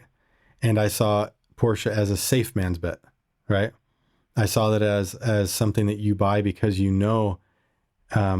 I think I can say this quite openly, that a Porsche does not have the front end feel and feedback of a McLaren. When you're coming into the turn and you turn in on a McLaren, you feel everything. I might joke that it has understeer, but you feel it. You feel everything that the McLaren is doing, but you don't feel that with the Porsche. The Porsche is numb. A GT3 RS, even my GT2 RS, they don't feel the same. It doesn't give you that excitement. Now, if someone of equal driving ability and I'm following them into the turn, well, the Porsche's gone. I know that the Porsche's faster, but I want that excitement. I want that passion. And I didn't want to just take somebody out in a car that I didn't have that same passion for, that I didn't have that same excitement for. So that was how we picked the cars. We said, what do I enjoy? I enjoy a Schirmer M3. I love them. That's what I drive, when I'm out having fun. And I love a McLaren because that's the other thing I'm driving when I'm having fun. So the decision was made that it's going to be a Schirmer M car as our 4-seater taxi. And that's why we built the 4-seater the way I described earlier. And then it was going to be at that time a 720S because 720s we knew were delivering the power. They were the fastest things out there, straight line. And it brought the idea of the McLaren that I enjoyed from the front end feel and the feedback, and just bringing something that you really couldn't experience anywhere else. Yeah. And if I was going to the Nurburgring and someone said, okay, you can go in a 720S or a GT3 RS, right. Okay, I'm slightly biased towards Porsches, but there is a certain level of exotic that comes with a McLaren or whatever. Yeah, we always joke that the doors go up. That's all you have to say. Yeah, yeah, exactly. It's weird, but it's got if it's got a horse on the side or the doors go up, we'll get in it. Yeah, and that is interesting, but ultimately, you probably are going to allude to this. Then if that's the case, why did you end up with a GT2, right? Oh, that's a good question. You should have said, yeah, that's where I was going next. But, over the years, I always wanted to do exciting things, and we have always had a very good, close relationship with Manthey Racing, an absolutely fantastic group of guys, and their passion for the Nurburgring is and just really racing as a whole is unbelievable, And when you think of the Nurburgring, a lot of people do think Porsche because Porsche really runs a lot of marketing at the Nurburgring. They are out doing lap records, they're out doing a lot of things. And so I've watched Manthey Racing. We've been in there doing videos with them and all these things, and they come out, with a Cup MR, which is basically their Porsche Cup car, race car that they build, and Manthey Racing takes it and modifies it into a Cup MR, you know, so they're doing really cool body kits and, you know, just beautiful work on those. And I'm like, man, you know, I want this as a, you know, I'll take this as a taxi, you know, this is something we could talk about. And, you know, over time, I'm like, okay, guys, if you could build me the ultimate car, what would it be? And they're like, well, why don't you just buy a GT3 RS? I'm like, guys, come on, that's the most German thing you could have said to me, you know? Let's be exciting and daring, and let's go have some fun. And they're like, yeah, but this car works. I said, you know what, you're probably right, and I should listen to you because you're spot on. You know exactly, this is the right answer, but it's not the answer that I want, because I don't want to do what everybody else is doing. Apex doesn't want to do what everyone else is doing. We want to bring something exciting. They said, well, if that's the case, then the GT2 RS MR is the car for you, right? And this was at the point where they were doing developing and testing, and it wasn't really mainstream yet, you know? And so I said, okay, well, let's see what it does and when it's available, and we'll go from there. And so Manthey Racing is doing all the testing. They go out and they set their world, or the Nurburgring record with 6 minutes and 40 seconds, 0.3 with Lars Kern driving. And we said, okay, now we have we have the world's fastest car on the Nurburgring, right? We have something that's modified with a big wing, wheels with these cool looking wheel discs that people are like, what the hell is this? You know, a couple little aero canards on the front. And this now all of a sudden doesn't look like your typical Porsche, you know, GT2 or GT3 or 911 anything. This is starting to stand out. And I said, okay, this is something I can get behind. So from that point on, we kept in contact with Manthey, and I, you know, and stayed in contact. But because they're so close with Porsche related, they can't just put these parts out. They had to do a lot of R&D and testing, and put so many miles on it, so many kilometers on it, make sure that everything was going to be good. And finally, when everything was released from them, their R&D, Porsche signed off on it, everything happened, we got our car. And that was when I finally said, okay, we're gonna step over to Porsche. And now all of a sudden we're running McLaren, BMW M3 as the 4-seater, and we're running the fastest car on the Nurburgring. And that was really exciting for a lot of people. We could probably pull off, you know, in a day, 40 to maybe 50 laps. It really depends on traffic and yellow flags and if the track gets closed at any point. And that GT2, when it came out, was just booked solid. People could not get enough of it. They were like, I have to go in this. I have to go for a lap in it. And they loved it. It was really cool. Yeah. And I, of all the cars I would love to experience a lap in, like, okay, this probably actually a long list, but the GT2 RS MR is well up there. Yeah. And I, unlike some other people possibly, I like that car does the times it says. That car, no ifs, ands, or buts about it, does the time it says, and that's what's really cool about it. And that's one of the things that I really do respect about Manthey Racing, is they went out and they set a time and they did it. And that's another thing that I enjoy with AMG, with their GT Black Series. They came out and ran a time, and they were very transparent afterwards, you know, about the time. And they even gave us the alignment settings that the car required. They told what tire it was on. And they learn a thing or two, you know, about a few things that happened the October before, which was pretty cool. Yeah. And, you know, they learned a thing or two, and they really came out and showed what the AMG GT Black could do. But yes, the MR runs that time.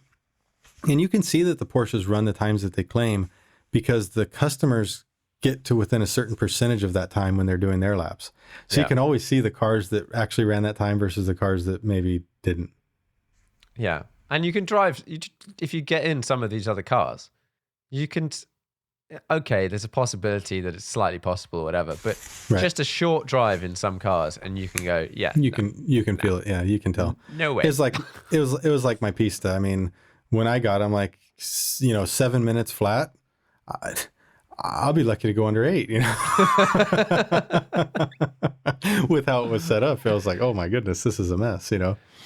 So you definitely can tell relatively quickly if the manufacturer's claims are founded or not. And so owning that car, the GT2, has that shifted your perception of Porsche? No, it hasn't actually. I've always respected Porsche in a very high regard. And I still do, but I still think that a lot of their cars are very safe. We say that they're safe. I mean, look at a GT3RS. It's got a beautifully sounding 6-cylinder motor that revs to 9,000 RPM. You know, that's maybe a little less, but still, it's not the safest thing in the world. It's exciting, But I still think that I would like a little bit more front end feeling out of it. I still think that when I buy a car, I want it to be me. I want it to, be an expression of me and maybe not look like every other person at the Nurburgring. Now, somebody that's not at the Nurburgring needs to maybe take some of my comments not at too high of a value. And the reason is that I recently took my GT2 down to Italy, and we enjoy the Cinque Terre down there in Italy. And I said, okay, I'm going to go down and I'm going to do a road trip with the GT2. And the same exact alignment that we have on the track when we're running it on the track, I didn't change anything. I just put on a set of Pilot Sport 4S tires, which are the tires that we run on the GT2 in the rain. Yeah. And I drove it down there, 1,000 kilometers there, 1,000 kilometers back. And the minute that I got outside of the Nurburgring, outside of the Nürburgring area where you see race cars around and you see all this stuff around, all of a sudden the GT2 RS, gold stickers, big gold wheels with carbon disc on the back, a big old wing, and these carbon or these aero canards up on the front, all of a sudden it looked pretty exotic, right? Yeah. You had to get it out of the Nurburgring environment, and all of a sudden people are looking at it and taking pictures on the Autobahn, and kind of, you got to see that this was a really interesting thing. I'll shoot you over a couple pictures that we took in Italy with the car, and you can see how out of place it was against hundreds of year old multicolored buildings on the coast and things like that, and that honestly, that gave me more of an appreciation for it than running it on the Nürburgring for 2 years. Yeah. And that's because I got it out of its environment where Porsche is so diluted. Yeah. It's like home for GT cars. It is. It's like I could throw a rock in the air and guarantee you it's going to land on a GT3 RS, Yeah. And the funny story about that is that I caved. I said, okay, I'm going to go for it. I'm going to go for a GT3 RS. And a lot of people don't know that I had one for a season. And it was my first lap. I went out for a lap with it. And I took a picture. I have it on my phone still because it was just so funny. And I did a lap. I did my first lap. And as I was coming off the track, I'd caught up to another yellow, same exact color, speed yellow GT3 RS.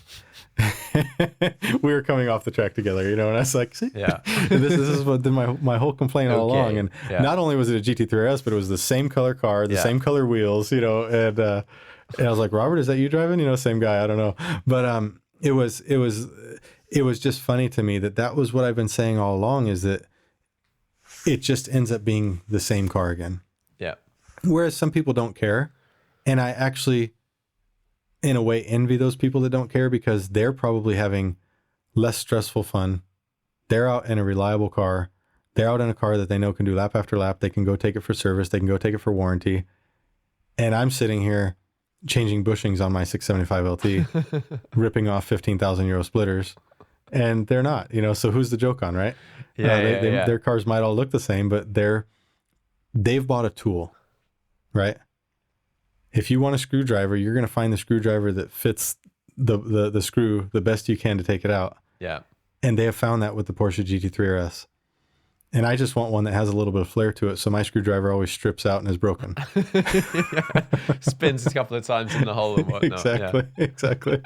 Have you driven any of the older RSs, like a 997? I haven't, actually, and it's something that I would be interested to do, and I think I would have a lot of fun with it. Okay. I haven't driven any of the older cars. I think they have a lot of emotion, just from what I've seen and what I've experienced. Yeah, I think the steering is much nicer. Like in terms of like you get that granular feel that you also get in the McLarens now, just from the electronic steering, whatever. No, at some point in time, I was planning on bringing my RS to the Nurburgring, probably get a setup on it and do some laps or whatever. So I think you'd really enjoy it. It brings a whole new level of appreciation to your car. It really is. It's just a way to enjoy our cars in a completely different manner that's not normal. And honestly, it's kind of spoiled me. It's gotten me to the point where I only want to drive my cars on the Nürburgring. And that's but everything comes full circle. That's really why I ended up buying the E30 M3 and saying I want to go with a more stock setup a more road car setup, because I want to start enjoying them on the road a little bit more. I think I've been through a similar sort of like a circle of I started off and I wanted as hardcore stuff as possible, and then I got into a bit of racing and drove actual race cars on track, which kind of almost with my usage, my track time, it was then becoming more race car time. That just completely removed any desire to drive any road car on track, Right. pretty much, apart from the odd day just to slide about and have a laugh and see some friends and stuff. This is what happens is because as you're starting to get this track time and you're getting used to speed and you're getting used to this just all out, I'm going for it. You get on the road and you're like, well, this suspension is kind of hard. This isn't really relaxing. Yeah. Oh, wow, I'm going twice the speed limit, but it's actually really not fast compared to what this car can do. And you start to lose a little bit of it because the car you can't legally do on the road what the car's capable of without being dangerous, without being irresponsible. And you find that your race cars are where you get your enjoyment, and then you want something that's more casual and comfortable for the road. And that's where I ended up. I think that's literally where I'm going. Like I look at stuff and go, I would really love some, like I don't want one, but like a Bentley Continental GT. Right. Like Exactly. the concept of that car, ideally one that weighed a ton less, but like the concept of that 2 tons less. Yeah, maybe 2 tons and it'd still be 500 kilos. But that sort of thing, that's definitely where I'm sort of personally going. Oh yeah, one of the things I wanted to talk about, high speed runs. Yes, I live near the Autobahn. You live near the Autobahn. Yeah. I'm actually an expert in high speed runs. You know why? I've only been making YouTube videos really for 10 or 11 months now. But one of my first YouTube video was several years ago. And I don't know if I had YouTube video before that, but I might have just been posting like a 30-second clip or something. Yeah. But the 488 GTB was launched and Ferrari sent one up as a demo car to Germany. And I got my hands on it. And well, first thing I did was I took it on the Autobahn and saw how fast it would go. And this was like a pre-production car. This wasn't even a dealer demo or anything. And I just pegged it on the Autobahn for, probably 20 kilometers flat out, just never lifted. And my passenger made a video and we put it up on YouTube. And it was my first video. It has over 1 million views now. Oh, wow. And the funny thing about this is that if you go find that video and you look in the comment sections, people are counting how long it takes to get between light posts. They're counting how the stripes on the road. And looking at it now, years later, it's actually really funny that I was getting questioned. They're like, this video's been edited and you can see the speedometer and the camera's like shaking and the speedometer's going. You're like, that's quite the edit if you're knocking that out and everything's, moving exactly the right paces. But they couldn't believe that I'm going, I don't know, 340 kilometers an hour, whatever it was. I don't remember how fast I even went, but that I'm going these speeds on the Autobahn and it doesn't look like I'm passing cars by that much. I'm like, yeah, you have to understand this is the Autobahn. Those cars are probably doing 250, Yeah. That minivan, yeah, he was definitely doing 200. They're like, no way. I'm like, yeah, they do it. I have a T6 van. I go everywhere, 220 kilometers an hour. It's what I do. And so, yeah, there's a lot of comments, you'll read it, that, oh, this was doctored. This is fake. And nice. Looking back on it now, we've had some really good laughs about that, I'll this year. Go and have a look back. But I want to touch on to a small extent the whole SSC Tuatara world record run situation. You were part of the crew, I would say, that were asking some questions when the initial record. Yeah, I'll have to start with something here. Is we were definitely part of the crew that brought it to the forefront and made the really good people behind the scenes that even brought it to Tim's attention and brought it to our attention and gave us different ideas and maybe even did, some of the work beforehand and side-by-side videos and things like that. And a lot of those people were from small groups, small Facebook groups that are really into cars and I would say stepped up and challenged what the regular media said was the fastest car ever built and probably would have ever been built. The fastest production car ever. Yes, the fastest production car. Yeah. And so I had Ollie on the podcast. I think the podcast came out today, so this will be a couple of weeks ago now when this comes out. And from just talking from his side perspective, and it just seemed like a very it's just a very weird thing to observe as a third party, just watching. I know Tim super well. He told me early on, he was like, he even said, he was like, just watch the video that I made. And I'm like, can you not just tell me? It's like, look, honestly, if you just watch the video, it's like really short. I've made it as concise as possible. I won't be able to explain it any better, any quicker than just watch the video and then come back and we'll talk about it.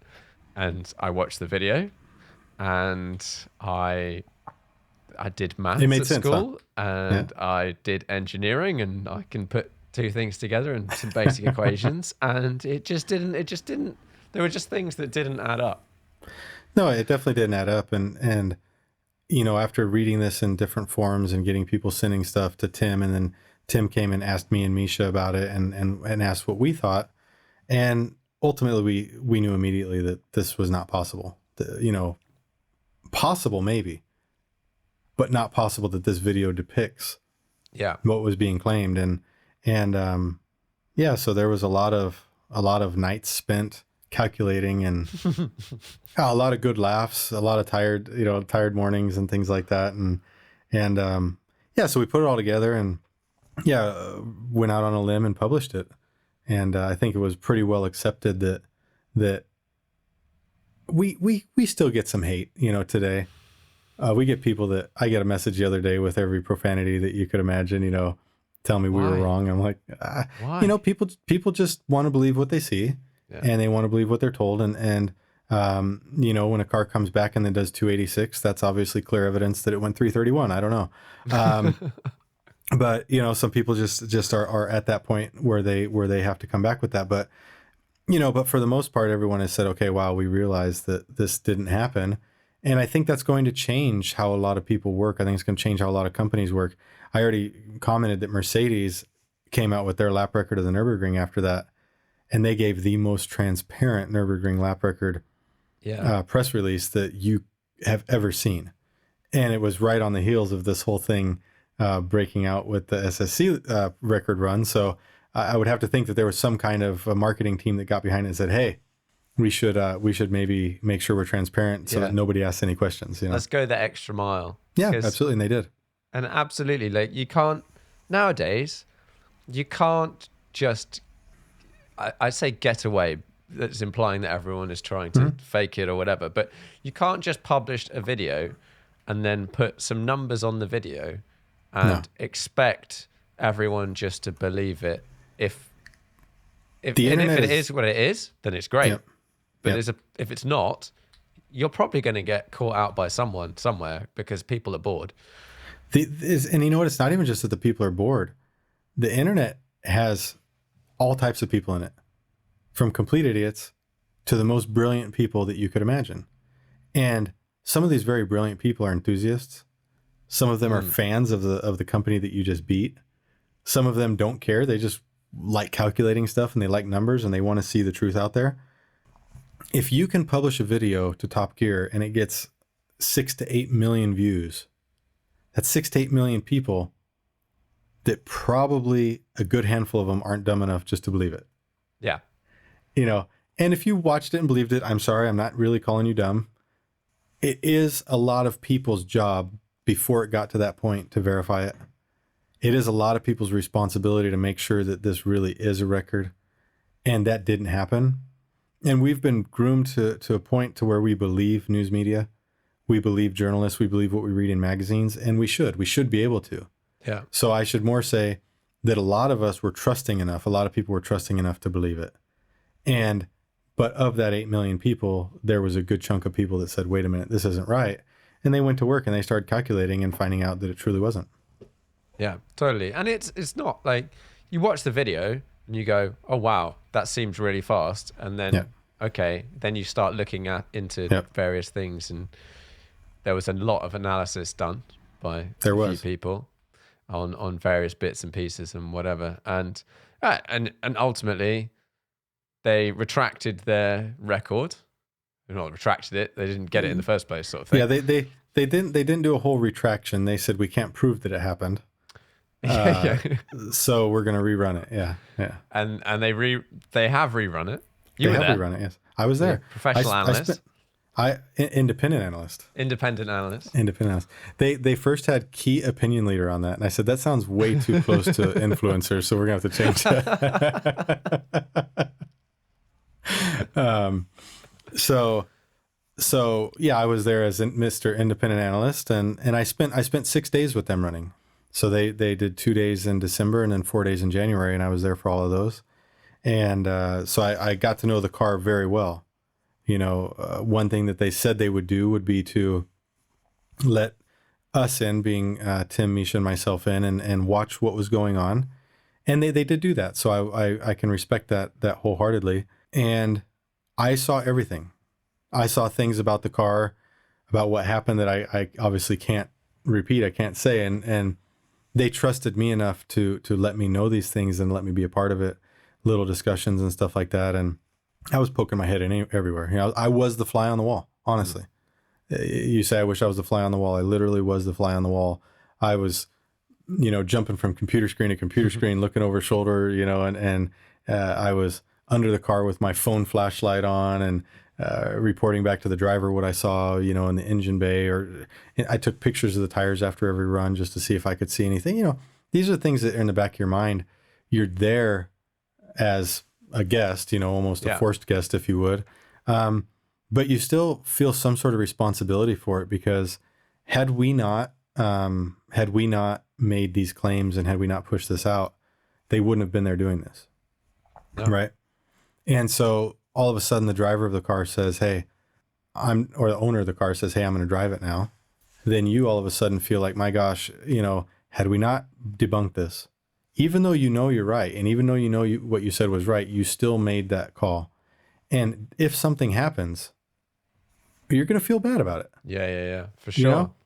Even if you know what you did was right, and even if you know that you set a record straight that needed to be set straight, the outcome of it, you're still going to feel responsible for. So I was between every run looking at everything I could to see if I saw anything out of the line. And since I do have such a automotive background, I was able to, you know, feel like I was doing that confidently and giving feedback that was beneficial. So yeah, I was everywhere. I was upside down underneath the car, pulling cables off, and it was a good experience in that sense. And I was definitely proud of the SSC team for letting me in to see all of that. Yeah. And they, on a much shorter distance, on a runway or whatever, they did a new world record. They did. They went in one direction 279 miles an hour, and the other direction they went 286. It averages out to 282.9, I think, with all the decimals in place, was what their average two-way speed was. Yeah. And that's sort of the end of it. Although there is a question that I've had since the beginning. Yep. And it's called the production car record. Yes. And as far as I'm aware, it is not, you can't legally drive that car on the road anywhere in the world. It's a challenge. It's called a production car. And I had a similar question, and I think there's two things that actually stand out here. When Koenigsegg did their record, right, they had 25 cars that they were producing, or by that point, I think were almost done producing. Yeah. So you were pretty confident that they were going to meet their full production run. So Koenigsegg set a record and it's a real gray area as to what is a production car. Okay. But they had met what most people would respect as a production car status, and they were done, they were finished. Now, when SSC ran the car, they were running car number one, and this car number one is the owner's car, and they have car 2 and 3, I think, in the queue to be built, or they're working on them. We asked for a statement and said, what is your take on this being a production car? Is this car road legal? Okay. And the quote that we got back was something very close to the lines of, the car can be registered in 50 states, and we have a team that will assist every person buying to register it in their home country. So nobody who buys this car will not be able to register their car. Okay. That was the story that I got. And as of today, that is still the story, and I have nothing to prove that won't happen. Okay. On the internet, I'm getting a lot of heat because Tim and I, and when I say the internet, Koenigsegg groups, are giving me heat because I said this is a production car world record, or congratulations for production car world record, and they don't like that. And I can understand that. And one of the things the things that I can say I can agree with, and in fact I even brought this up, was that at this moment there's only one of these cars completed that's going to be towards the production run for customers.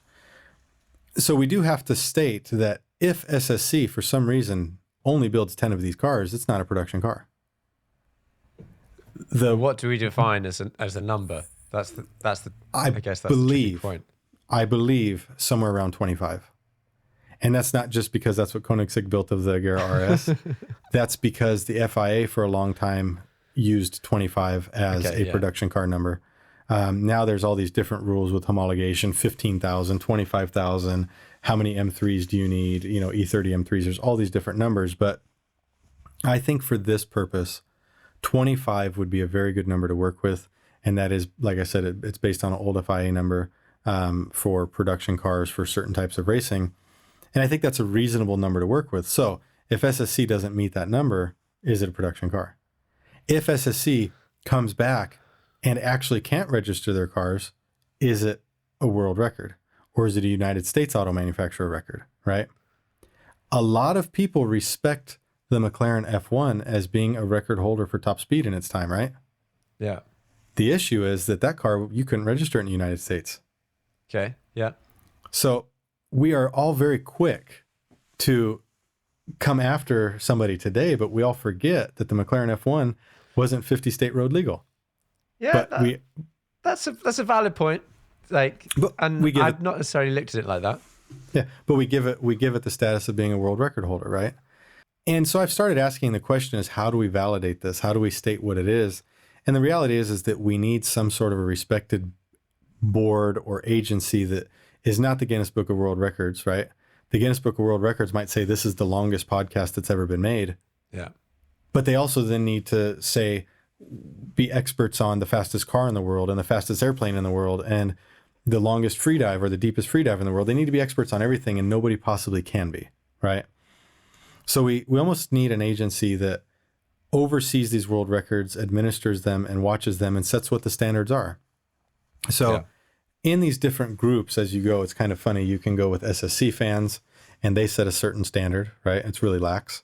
Then you have Koenigsegg fans, and it's one step tighter. The Koenigsegg fans say, wait a minute, these cars need to be homologated. I say, okay, well, what's homologated? Well, it needs to be crash tested.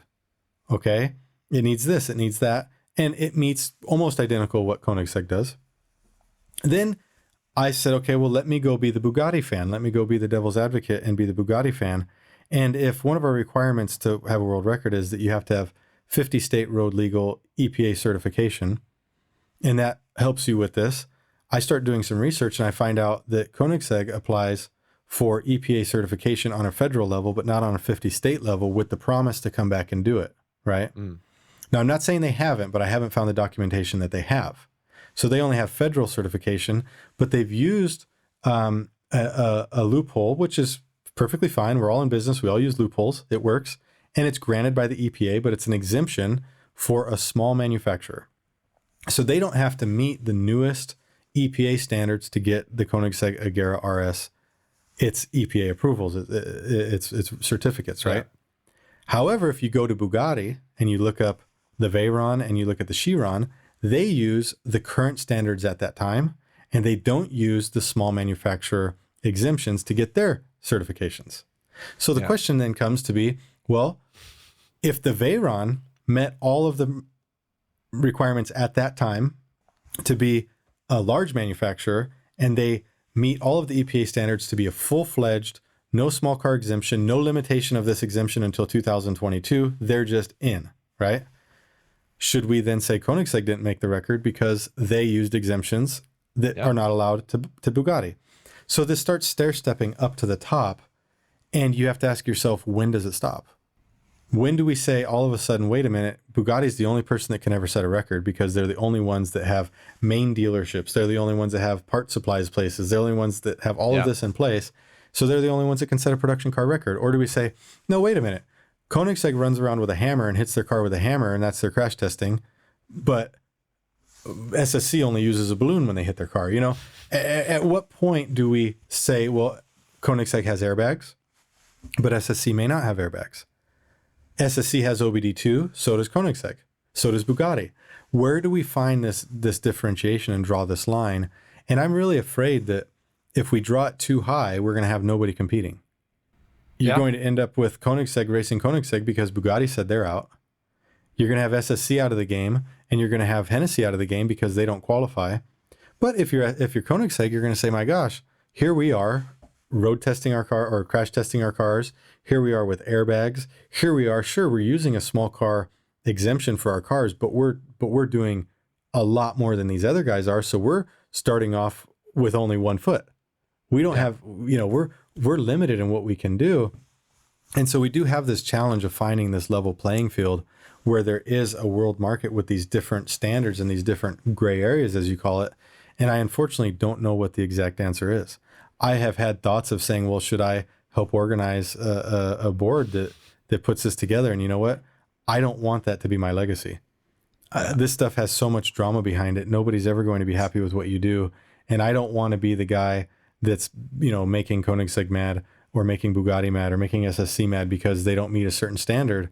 And I don't think I want to get in the middle of it. And if you look at this whole space, there's so many opinions, right? There's so many opinions behind it. And I just don't know if I want to be involved in that. I would rather support each team. I would love to go and watch their runs and their tests. And I want to stay out of the opinion side of it because I think that what each of these manufacturers do is amazing. But is the SSC Tuatara a production car? I think that it could be, as long as they build 25 of them and it's proven that they can be registered. If you have an owner that comes back and says, I could not register my car, I think that should take away that standard. Yeah. It is, like you said, it's such a tricky one. And there is this difference between, let's say, like European cars-ish and American cars and what they need to do to be road legal. Like some of the guys I know, the Team Gallagher guys built a Batmobile. It was an American car, and that was road legal. Like, in no way, shape, or form is that a safe. Should be like, it's a cool thing, but like it didn't pass anything. It's definitely sketchy.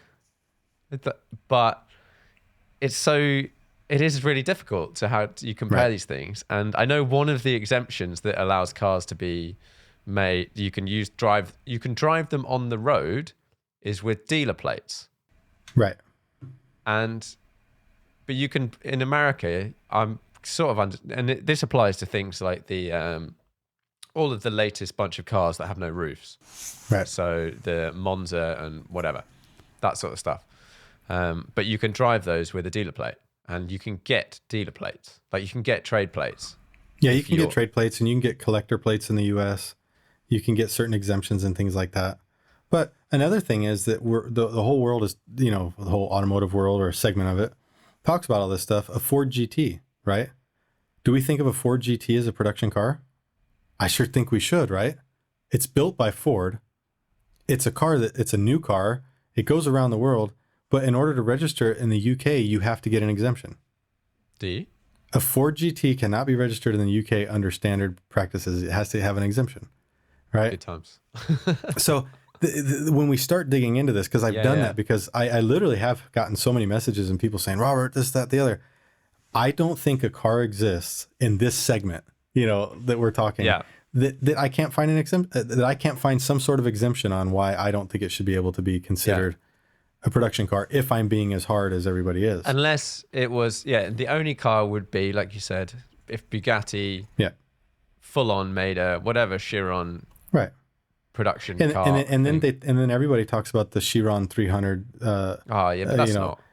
Well, this is it. All of a sudden, you're like, well, how much weight came out of the car? You know what I mean? Well, is anybody actually buying it? Can you buy it? Can you buy that exact car? And all of a sudden, you find out that I don't think that a production car has been over 300 miles an hour yet. No. Right? And we could all sit here and just go, okay, X, Y, Z, this is not real, this is fake, blah, blah, blah, blah, blah, blah, blah. but it is really cool to see people trying. And I think I so don't too. think any buyers necessarily are, no one buying those sorts of cars are being deceived into buying a car. Or maybe, They you can shouldn't look be. around and you Right. can ask the right opinions. And I think most people, if you look at, let's say, one of the American cars, you know what Right. you're getting.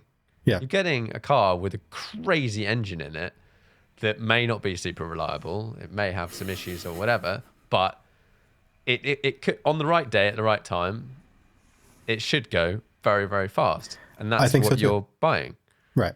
If you buy your Bugatti product, you can start it and drive it down the Autobahn to work every day at 250 miles an hour, and it will do it every day.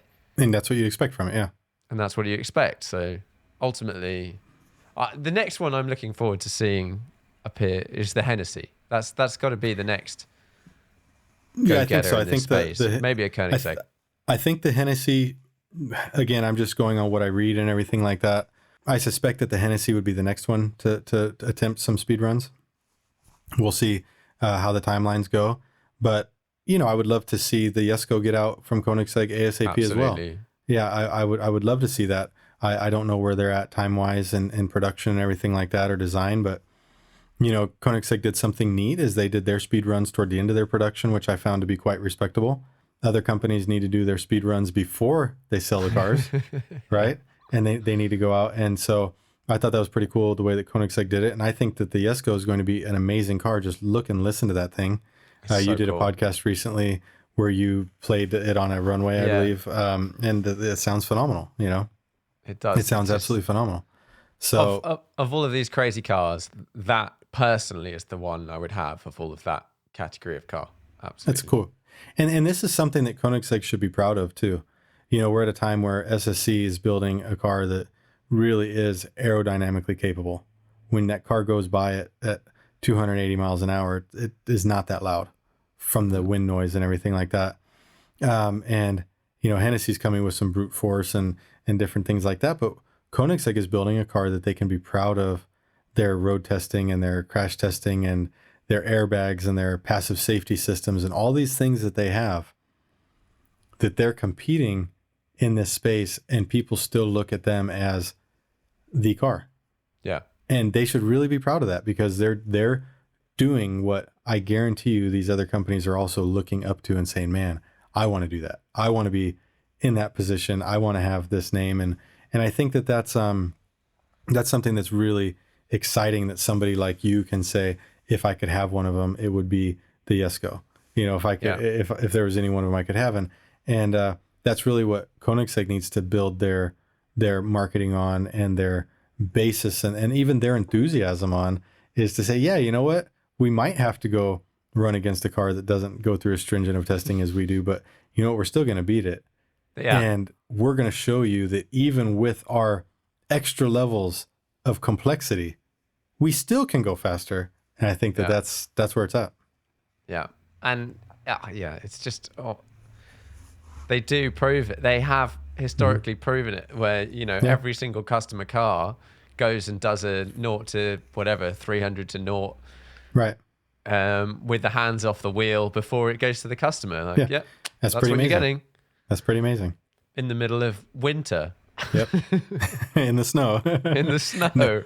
Yeah, I think it's pretty amazing what they're doing, and like I said, it's neat for all the people in this race, in this space, because one guy can say, yeah, we're the big guy, but we have to do so much more. The next one can say, we're just a little guy. Yeah. Right. And so they can go back and forth and compete with each other, and at least I hope they can. That's what I hope that we see out of it. And I hope that none of them take me saying the things that I do as a negative towards them. I'm just trying to bring, would you say, informative thought to the whole thing. I'm trying to get people out of their closed-minded, this is my brand, this is my box, this is who I support, and actually think about all of the complexities that the world faces, not only in top speed runs, but politics, how everything is intertwined and how you can't always make the right decision. And there's no just clear cut, these people are in, these people are out, it's really difficult. Yeah. And you can change your opinion. That's allowed. Yes, it is allowed. Absolutely. More facts come to light, and you Yep. can change your opinion. Whereas some people Absolutely. just sit there and they grind that one thing, like, no, and they just say it. Yep. They just say it into your face over and over again. You're like, you're not listening to what I'm saying. You're like, no, you're stupid. Like, what? Yeah, What are you you need talking to look about? at things. You need to look at things from as many perspectives as you can. I think that's an important part of really everything you do in life: relationships, business, negotiations, whatever it is. You need to look at it from someone else's perspective, even if you don't agree with their perspective. You need to think about their life situation, their business situation, and try and look at it from that angle. And when you do that, it opens your eyes to so much more. And that's something that I've really hoped to push through my YouTube channel. Is explaining that there's other ways to do stuff, and other ways to see things. Yeah, we went back to the old Ferrari story of the Ferrari with the cat on it. What do they call that? Nyan cat or something like that, where Oh, yeah. and I was talking about Ferrari suing or threatening to sue people, and I explained it from Ferrari's perspective, why they might want to do that, why they might want to protect their brand image. And some people said, wow, I never thought of it that way. Yeah. Now, I said at the same time, I wouldn't have gone out and sent cease and desist letters to people who bought my $400,000 or $500,000 cars, but here's the reason why they might have done it. And people said, wow, thank you for that perspective. Thank you for, Yeah. I still don't like that they did it, but it's neat to hear why they might have done it. Yeah. And I think that this is what we need to do in our lives in the real world, at work, when we hate that guy that sits next to us, when we're buying a car, when we're selling a car, when we're just doing our day-to-day business. If we start thinking more, what was this person's motivation? Maybe we're not going to get so fired up over things. Maybe we're not going to be so upset by stuff. And we're going to find out that, yeah, there's some idiots in the world, but most people are just trying to do what they can do to get by. Yeah, exactly. And the world would be a better place if everyone Yep. thinks a bit like that. One of the things before we start to wrap this up, I have been pondering, and I thought you might be the perfect person to help me on this thought process. A car as no, okay. So I have two trains of thought on this. A car to use on track more often. Mm-hmm. So every now and then I take the race car out, but that's quite expensive. You have to have the team, slick tires, whatever, blah blah blah. Right. So I used to have an M2 as my daily car. I now have an S4 Avant, which is it's a much better daily car. But the M2 I could take to the track occasionally, just for fun, like whatever, have a hoon around. I did the brakes, just like what did I do? I did pads, brake hoses, brake lines, fluid. That was about it really, and it was loads of fun. But I miss having that car to just take to the track occasionally that I didn't care about too much. I didn't want to smash it up, didn't want to scratch the paint or whatever, but like wasn't going to be the end of the world. So I was thinking maybe buy something as a track car. This is one avenue. Or I have a 997 Gen 2 GT3 RS, just use the same money or less and maybe insure it and just use that as my track car. That's the second vein of thought. My thinking with the first one, it has to be cheap. If the car is cheap, I will drive it much faster. Like not necessarily on paper faster, but I will push it a lot harder. What do we consider cheap? Well, see, and then this is where the sliding scale comes in. Yes. So I know what I paid. I paid 95 for my GT3. So that's this is here. And then it goes, how much would I like to spend on a track car and the experience I want out of a track car? And they over time, they start to get closer and closer and closer. I was going to ask you what's on your mind, but I want to say mine first. Go for it. It's a car that I mentioned earlier, and it's quite simple. It would be a Cayman GTS or something in the Cayman range.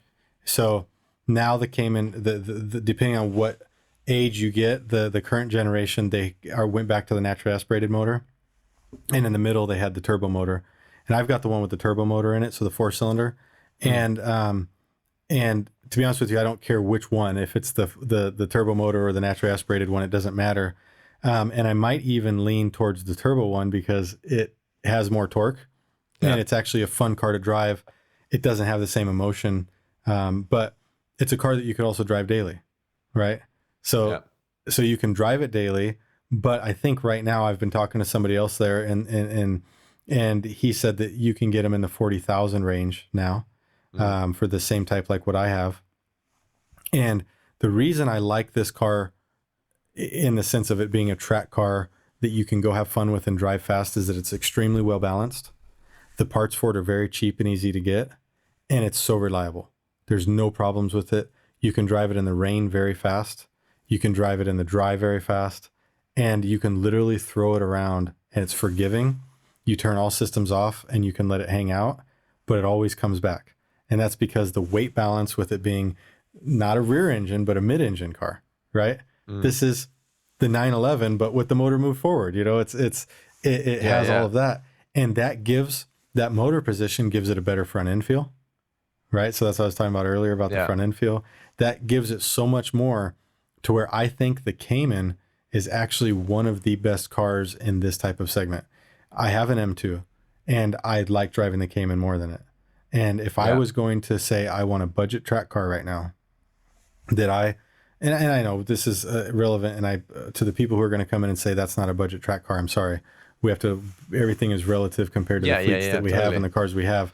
For me, if I wanted a car that was if we're talking pounds, less than 50,000, I would hands down go with a Cayman GTS. No, so I'm in my head, I'm sort of thinking it's the amount of money question is the tricky one. And initially I thought maybe something like a GT86. Yeah.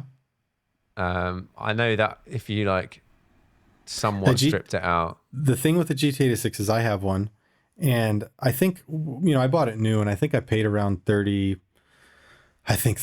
or 34 for it new.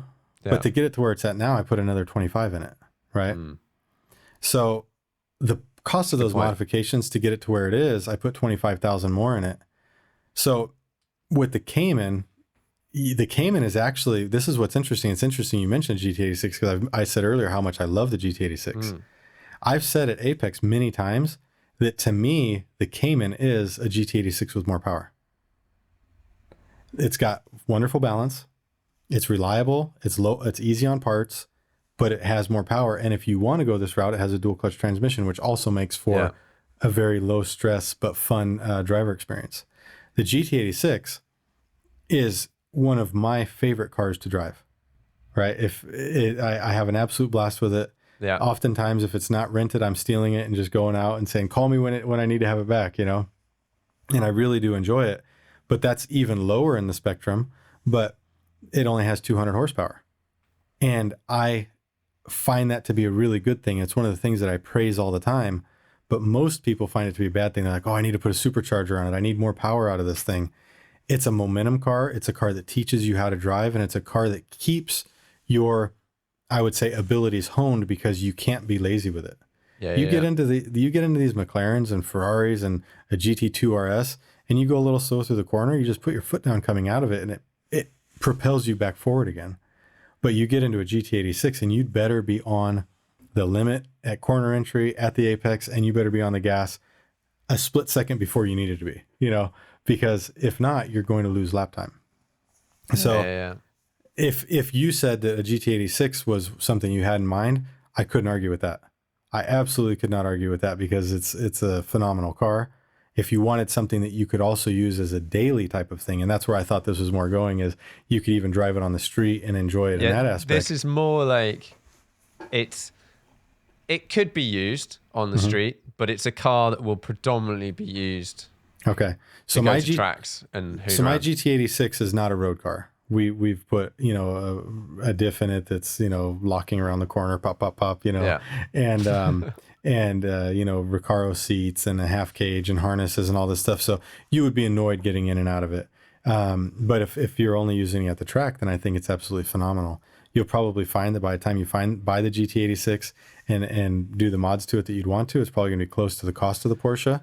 Well, but it's going to be more you've modified it, you've built it. It's your built track car. That is a good point to bring up though. The once you've done all the mods, which you want to do, gonna want to put like nice suspension on it, and you're gonna probably put a cage in it and do all the stuff. Selling those things is very difficult. Like you're kind of losing a lot of that money unless you trash the car and you literally buy the same car and you put it in. Right, exactly. So yeah, your sunk costs are extreme. Whereas with something like the Porsche, you've got the base. You're driving the base level car pretty much. Right, and the beauty of it is that this car is, like I said, the Boxster had kind of a bad name. It was the hairdresser car. Right? I had a 981, but and it was great. People joke about it. You know what I mean? That's what I'm going to refer to. You're the hairdresser. They gave you a hard time. Absolutely. But the Cayman doesn't get that. The Cayman is respected. The Cayman is a respected car, and our Cayman, we didn't even put suspension on it, and it's fast. It doesn't need suspension. It's a car that you could go out and really have fun with as it is, and slowly build up. A GT86, forget it. You need to take that thing to the chop shop right away and just start taking suspension off of it, taking all this stuff out of it to make it a car that you want to drive on track. And it is more difficult to get large money back out of it, because of all the mods that you did are seen as just whatever. But if you put a nice suspension on a Porsche, if you decide that's what you wanted, you buy the car already with the race bucket seats like what the GT3 RS has in it. You don't need anything more in that regard. It does make for a nice base, but I would say those are two cars that I absolutely could not argue with. I think they're phenomenal cars, and I guess it's going to come down to what would speak to you, right? Yeah, and then it comes down to, it's also the other option, which is use my GT3 RS. Yep. And insure it for track days, which would be significant. I think that would be significantly cheaper than buying pretty much any other car. Okay, you're literally losing the money on your insurance or whatever, but it could be. I mean, you already have a car that you love. You have a car that you enjoy, right? I know, and it's great. And so with that being the case, if you don't see problems with depreciation, which a lot of people do, if you don't have concern, you know what I mean? A lot of people are scared to crash the car that they love, right? I'm the last person to tell you not to do that, because I'm taking every McLaren I have, Ferrari I have, the Porsche on track days, and I don't insure them. So I'm not going to tell you worry about those things. I go out and I have fun. Go out and have fun with my cars and enjoy them. I truly believe that if you have a car, if we're going to move to option 2 now, and you have a car that you like, why go buy a car to preserve that one? Yeah, I think that's a very strong argument. And I'm definitely of that. I think I'm leaning towards that mindset, because I love the car. Every time I drive, like if I drove a Cayman, I'd be like, yeah, but the GT3 RS. This is the problem. And if this is the case, why do you even own it? Why do you even own the 991? Exactly. If you're always like, I wish I was in that, you might as well just sell it so that you could say, well, I'm not in it because I sold it. Yeah. Yeah. Yeah. I think I need to, I think either I buy something really, really, really, really cheap. Like so that would be a GT86 then. Oh, or like an MX-5. That's really cheap. Yeah. Like really couple cheap. Grand. Yeah. Yep. Couple of grand, put a seat in it, whatever, make it a bit safer, and then literally drive it until it falls apart or into solid objects. Hopefully not. And then use the GT3 RS for fun days, like go to travel around, see people, go to the odd track day. Don't take it too seriously. Have a hoon around, whatever. That's also one of the important things about this. If you can find a car that you're not out on track, getting in races with people, for no reason, and you're just out having fun. That's something that those cheaper cars can do. That's one of the things I enjoy about the GT86 on the Nurburgring is when I go out, there's no expectation. When you go out in the GT2 or the McLaren, if you are, I'll do laps with my kids in the passenger seat. At the time 4 and 6, now 5 and 7. And I'll get back and there'll be a video up. Oh, just push this 675 LT around the track. I'm like, dude, look at this. There's a 5-year-old in the passenger seat. Yeah. And so no matter what you do, you're a target in those cars. And sometimes when you, and I think that that's part of why I have embraced the GT86, other than it being a great driving experience, is that when I go out in it, there's no expectation. Yeah. If somebody passes me, they're like, oh, I just passed a GT86. Cool. if I pass somebody, they're like, what the hell? A GT86 just passed me, And I think it's nice. And it also lets you just enjoy it in a way that you don't care. Yeah. I think there is a lot of fun to be had in driving one of these slower, in inverted commas, cars on a track, but faster than other cars. And I think that from the two options that you have, I would do a modified option 2, and that's where I would run the GT3, but I would buy the cheap car because that really is probably going to cost less than a weekend's worth of insurance. Exactly. And so you do both. And heck, you could take both of them to the track. You could go have a blast out in the GT3 for a couple laps and then jump in the MX-5 or whatever. And have some carefree fun at the same time. Yeah, definitely. Right. Well, I normally wrap these podcasts up with 5 questions. Okay. Do you have a most memorable driving trip or journey? Oh my gosh, do I have a most memorable driving trip or journey? Nothing that comes to mind, honestly. I have, for me, a lot of stuff is based on laps on the Nurburgring. Okay. Most memorable lap? There's 2 of them. Two of my most memorable laps. One with each of my kids. One was with Maximus. He has done over 500 laps on the Nurburgring with me. And they always act like they don't know where they are. Yeah. But you know that they know every name, every turn on the track. Yeah. And so Max was 7, and we went out for a lap in the Cayman, and he starts saying, well, Daddy, why do we have to go from the outside to the inside, and why do we brake like this? And he started asking me questions, and I could tell that something was clicking, and I just explained to him why, and he goes, okay, cool. And I said, Maximus, do you know where the car should be? Right? And he said, well, yeah. I said, well, tell me where I should be. And he started on that lap telling me braking points, turn-in points, when to get on the gas. And he was spot on. Okay. Yeah. You could have taken that and given it out as a video to how to drive the Nurburgring. Yeah. And so he, he nailed it, and he knew exactly what it was. And another one with him was when we were in our R8. And at this point, he would have been, let me think. He would have been 3 years old. And he'd done a lot of laps to this point as well. And we came out of the carousel. So I'm going to give you 3 laps that are enjoyable to me. He came out of the carousel. We were coming out of a turn, Breitscheid up to Bergwerk. And another R8 passed us. And when I looked over, he was in his car seat just sulking, and he was sad. I said, Maximus, what's the matter? He goes, you're letting that R8 get away. And it was the saddest thing you could imagine from a 3-year-old. So I was like, all right, downshifted. And we didn't have to go crazy to catch him, but we just caught the other car back up, and then we were following it. We go through the carousel, and we're going up out of the carousel. And I started to kind of hold back just a little bit, because I could see that the car wasn't on the right line. He was driving too far to the inside to make the turn, and Maximus noticed I started slowing down, and 3-year-old Maximus next to me goes, Daddy, he's not doing it right. He said, he's not doing it right. I think he's going to crash.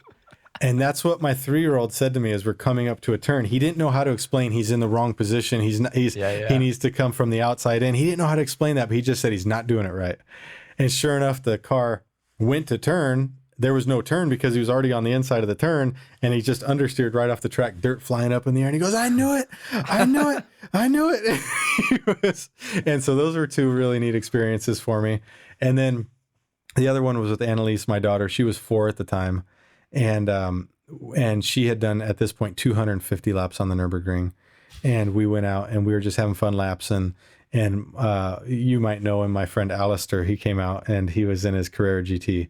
And so Alistair, we did 1 lap, and we came in, and it was just coincidence that Alistair comes in front of us in the Carrera GT, and we're at the gate getting ready to go do another lap.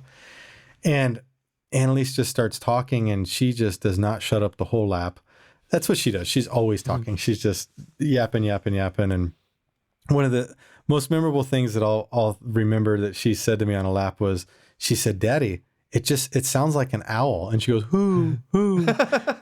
And at that moment, it was like, yes, a Carrera GT sounds like an owl, And that video went on YouTube, and it's done quite well for my channel. It's done quite well considering the small audience, and it started getting posted different places, and it was grown men saying that moment that a 4-year-old girl taught me that a Carrera GT sounds like an owl, and everyone just realized that it's true, you know, and it took a 4-year-old to realize That's that. so funny. There's so many things like that where you just need someone that has literally knows nothing about any of the stuff to just be like, this is like that. And you're like, oh my God. It is, yeah. So, yeah. Okay, next question. This is probably going to be a tricky one. 5-car garage. And it has to fit into your life. So, like, you presumably need a daily. Okay, 5-car garage. I think at the moment I would say the E30 M3. I really love it. Mm-hmm. It's a car that I think fits fantastically for that nice little, you know, fun jaunt. A Ferrari F40, because it's just a car that I've always enjoyed and I've always loved, but I probably honestly will never own. I don't even have, it's not on my radar right now to buy, but I should, and I don't know why I haven't yet. But it doesn't, it's that car that I think we all looked at as kids in our generations and just loved. We just really enjoyed it, right? Yeah. So those would be those two. A daily driver, I would probably go with the GTC4 Lusso. I had a FF and I drove it 30,000 kilometers in 1 year. Absolutely loved it. Rain, snow, everything. I thoroughly just had an absolute blast with it. So that covers a daily driver, just a fun kind of like little, I wanted to have this car. I think it's a cool car. E30, which would be a great little Sunday, go out and have some fun with the family type of thing. And then I would take my T6 van.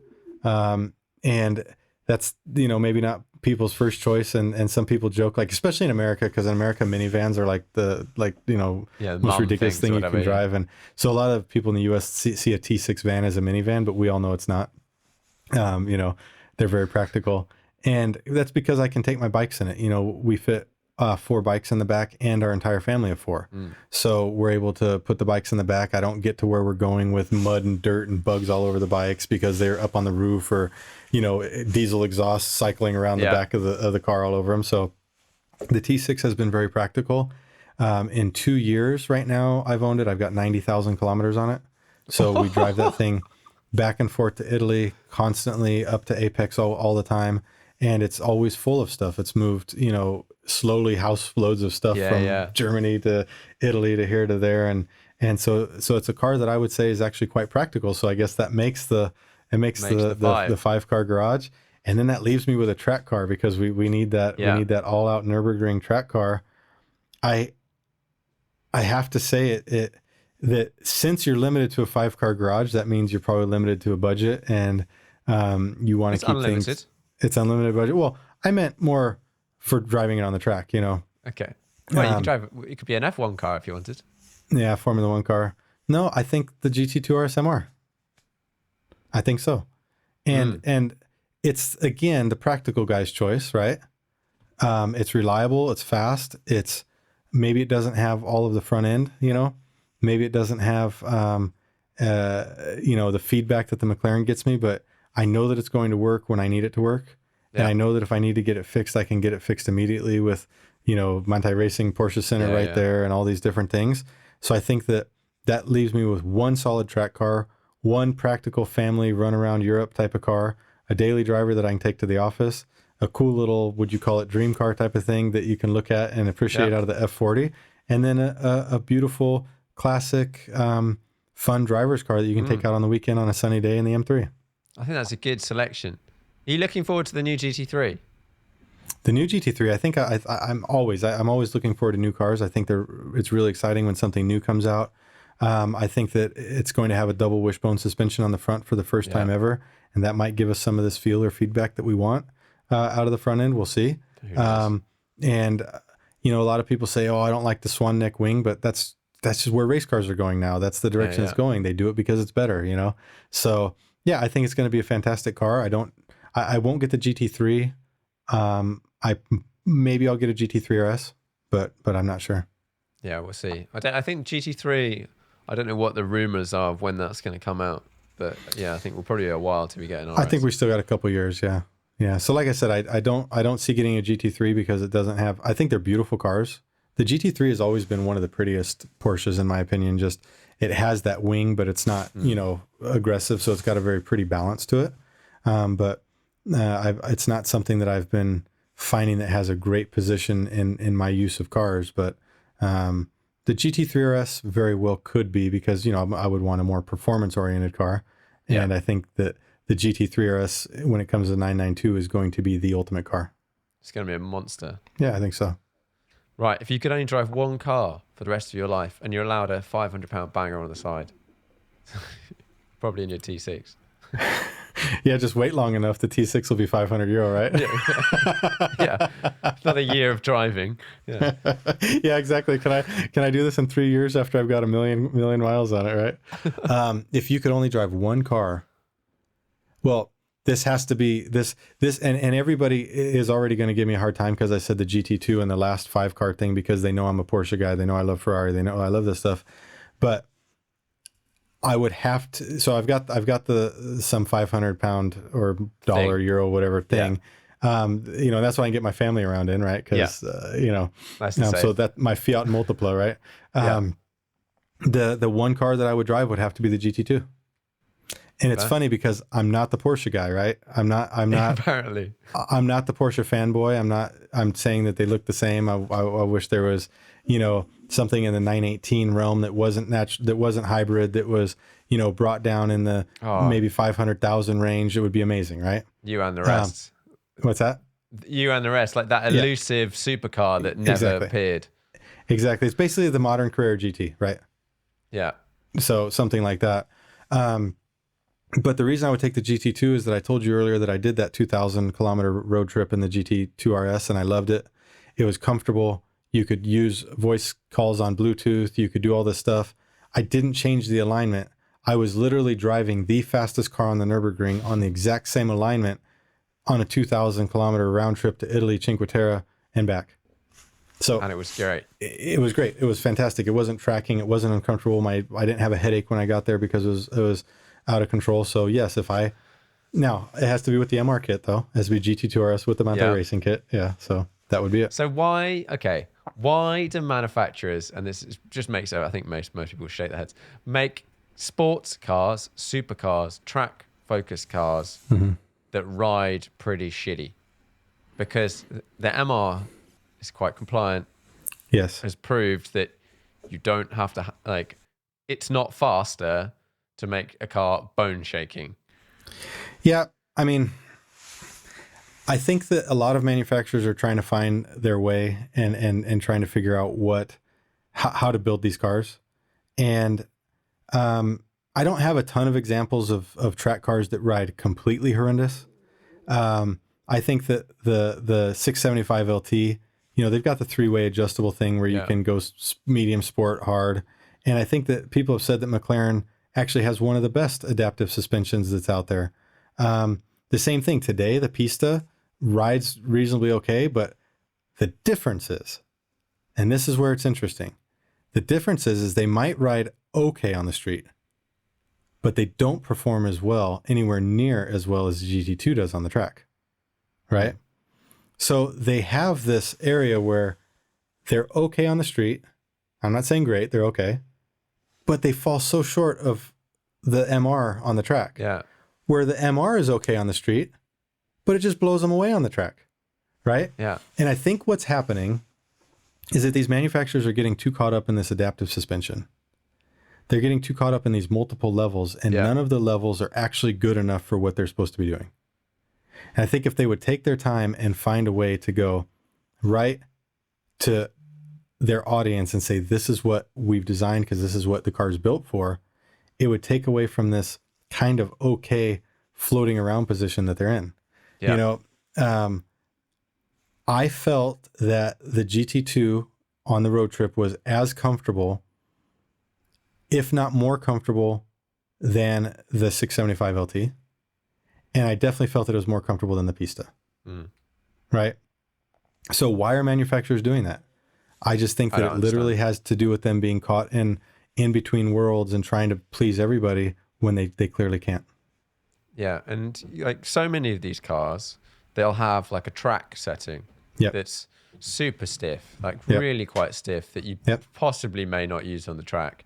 But then the other setting is like, I don't know, 10% down from that. Yep. And like, And for you're example, like, I want it to ride like an S-Class when I'm not on right. track.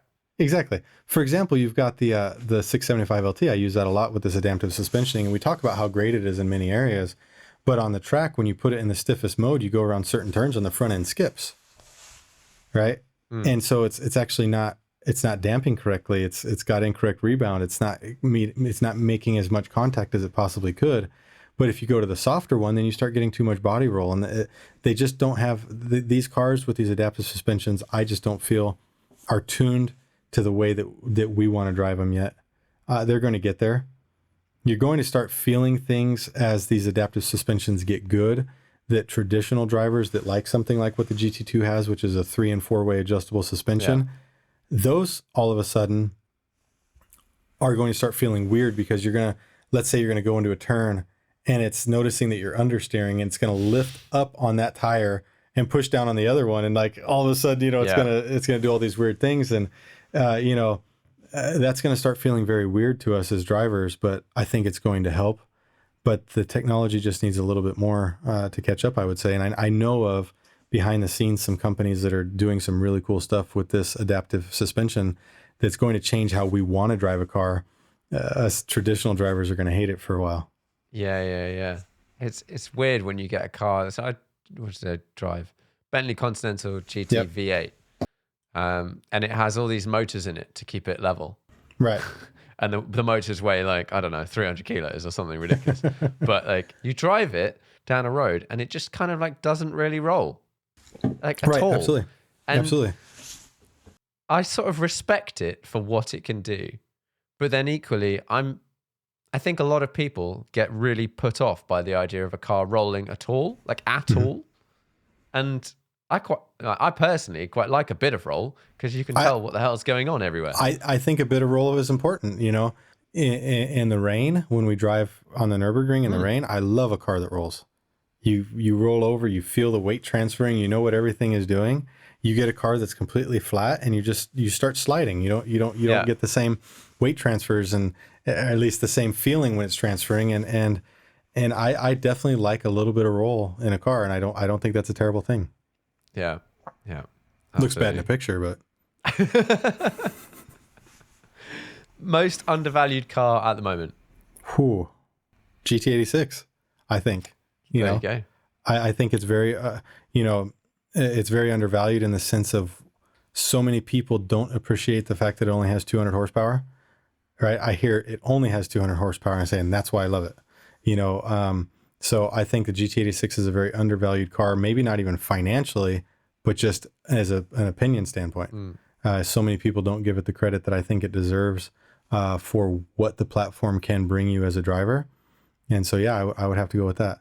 And the next most undervalued car is a 675 LT, and that's because I have two of them and I need those numbers up. They need to go back up.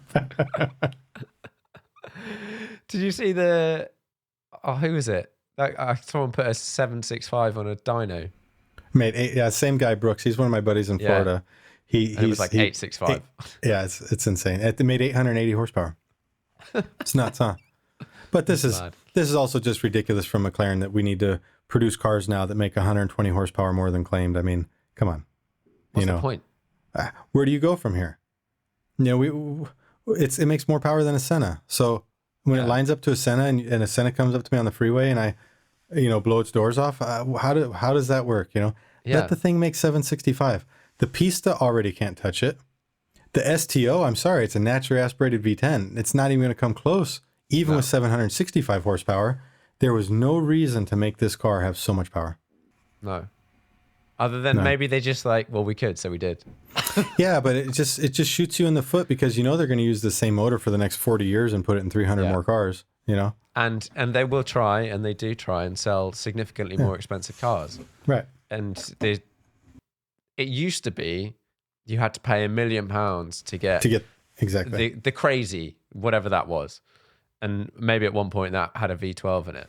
Right, absolutely. But now they don't have they have the same engine. It sounds the same. Well, this is it. I mean, the P1 to the 570S. Yeah. The Senna to a McLaren GT. It's quite a broad range of cars that are running the same motor. We can even do this. We don't just need to be pick on McLaren time, because I think everyone knows that I am a pretty good McLaren fan, but we can look at it from the Ferrari range as well. At least they have their V12s, at least they have their V12s, but from the 488 to the F8 to this, to that, to the other with the same motor. And it I don't know. I guess if it was the same motor that was something like what's in the Speciale, we might love it a little bit more. Yeah. I think, well, we will see in the next iteration of cars coming up. I think, unfortunately, but we'll see. We'll see what they're like. Lots of these manufacturers are going to turn to sort of V6 hybrids. Yeah, so and you know what? What I find unfortunate about that is that I think that this moment where we have to go hybrid would be a fantastic time to go back to some small naturally aspirated motors. 100%. If you told me I'm getting a small naturally aspirated, maybe V8, or heck, a 6-cylinder, listen to the GT3 RS. Has anybody ever complained to you that a 991 GT3 RS does not sound good? Exactly. They sound amazing. Yeah. Put some hybrid packs in that. Exactly. A little bit of battery. And now we have something that maybe meets your economy requirements, but also gets us some emotion. You know what? I thought all of those cars, like when I heard that Ferrari were going to a V6 and we knew it was going to be a hybrid, and then a couple of other people, whatever, doing the same thing, I thought it's just going to be a V6 or a 6 or something with hybrid, like a naturally aspirated engine. And that is super appealing. Like you could make it rev to 9. You can make it sound good. Sound amazing, and you'll get the power and a bit more of all the stuff and torque fill and whatever. That would be great. But they're turbocharged. What? And that's what's disappointing to me, because I would be all over that. And I think that we're at a point with cars where we're in this horsepower race that's completely unnecessary. On one of the forums last night, somebody was comparing, or 2 days ago, comparing the 765, or actually it was just basically that an F8 Tributo is better than any McLaren. It was just some broad statement, right? Yeah. And everybody came in just blasting him and saying, but the McLaren's faster, it has more performance and faster on the track, faster in a drag race. And, I need the fastest car, blah, blah, blah. And I just went in and I said, I really want to know what percentage of you guys who are touting performance figures actually get to extract those performance figures out of your car. And I got some great responses. Not me. Nope. Not me. Not me. So it really just comes down to bragging rights, Yeah. And I think that we're at the point where these cars are so incredibly fast that most people who are driving them could not even hope to extract the performance out of them. There's no way, And so let's take this back to maybe a 400 horsepower naturally aspirated motor that sounds amazing. Heck, make it 350. I don't care. Make the car even lighter. Make it as light as you can. Put just 350 horsepower in it, and give me 200 horsepower worth of batteries. Or 300 horsepower worth of batteries, and all of a sudden, you might have something that's exciting that somebody will buy and drive because it's actually really damn cool. That is super exciting to me. If someone makes a light, and I mean light, like 500-ish horsepower car that revs really high, and an option of 3 pedals would be nice as well. Do you know the one thing? I went on a tour of the Dallara factory in Italy, right? And it's actually really cool. They're only an hour and a half from my house in Italy, so it was neat to see how close they were. But I went and I drove the Dallara Stradale, right? And it was an amazing car, and it was a lot of fun. It was lightweight, it was nimble, it was a blast. The only thing I wish it had was a naturally aspirated motor. If it had a naturally aspirated motor, I believe that I would be driving one right now. And I still have that car in the back of my mind because it meets so many of the boxes, being small, lightweight, nimble, fun. You know what I mean? But if it had a naturally aspirated motor, it'd probably be hard to keep it out of the garage, because it really is something cool. And I think that's where a lot of us want to go is sound isn't everything, but you know what? It almost makes up more. I almost enjoy emotion more than I do just all out speed. Yeah. And you can't use the all out speed. No.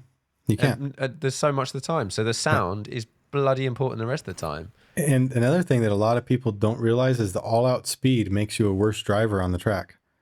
Better drivers come from slower cars, in my opinion, and then they obviously build up to the power. Yeah. But a better driver comes from a slower car. You obviously have the freak occasionally that just can drive anything, and he just jumps in it. But for the most part, we learn how to drive in slow cars, and the high powered cars make us complacent.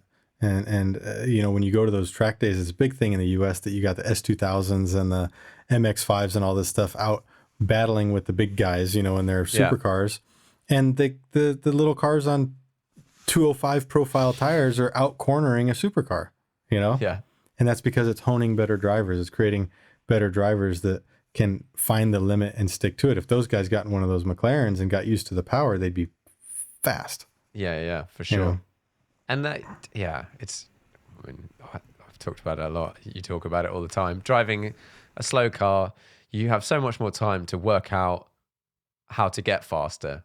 Like you're going around the corner for like 3 seconds rather than one. And you're more motivated too, because after you mess up in the corner, you're cursing yourself for the next 30 seconds while you're waiting for your power to, get you to the next turn. You're like, oh my gosh, you think I just made a mistake. I was late Apex, early Apex. I wasn't on the throttle fast enough. I screwed up too much speed. You have time to think about that. In the high powered car, you're out of the turn after you messed up and you're like back on it with the tires just gripping and, all this stuff. And you're just making the same mistake in the next corner. So with the low power car, you actually get time to correct yourself and learn what you're doing as well. Yeah, absolutely. Right. Final question. Yep. What's the most interesting car to you at the moment? New, old, or what? Just like, what are you looking at, Googling, forefront of your mind in terms of cars? Okay, so this is, I have a lot of cars. We didn't even get to finish answering that question. We went through some of the BMWs. So I've got many other supercars and things like that. In my fleet right now, the most exciting car to me is the E30 M3. That's the car that I'm the most excited about. I'm going to do the least amount of track time with it, but I'm most looking forward to the weather clearing up, and I can't wait to drive it. So that would be in the cars that belong to me, standpoint. If you want to go the ultimate hypercar excitement thing, I think the Jesko is a really cool car. That's something that when I see it, I love the look of it. I love the style of it. So that to me is a fantastic car. But I don't lust after a lot of cars. I don't do a lot of internet searching and researching things. But if I could have, let's just put it this way, if I could have any car right now, no cost, no have to justify that I wanted it. And it's funny because I'm not a huge Koenigsegg fan, but I've mentioned them twice just now.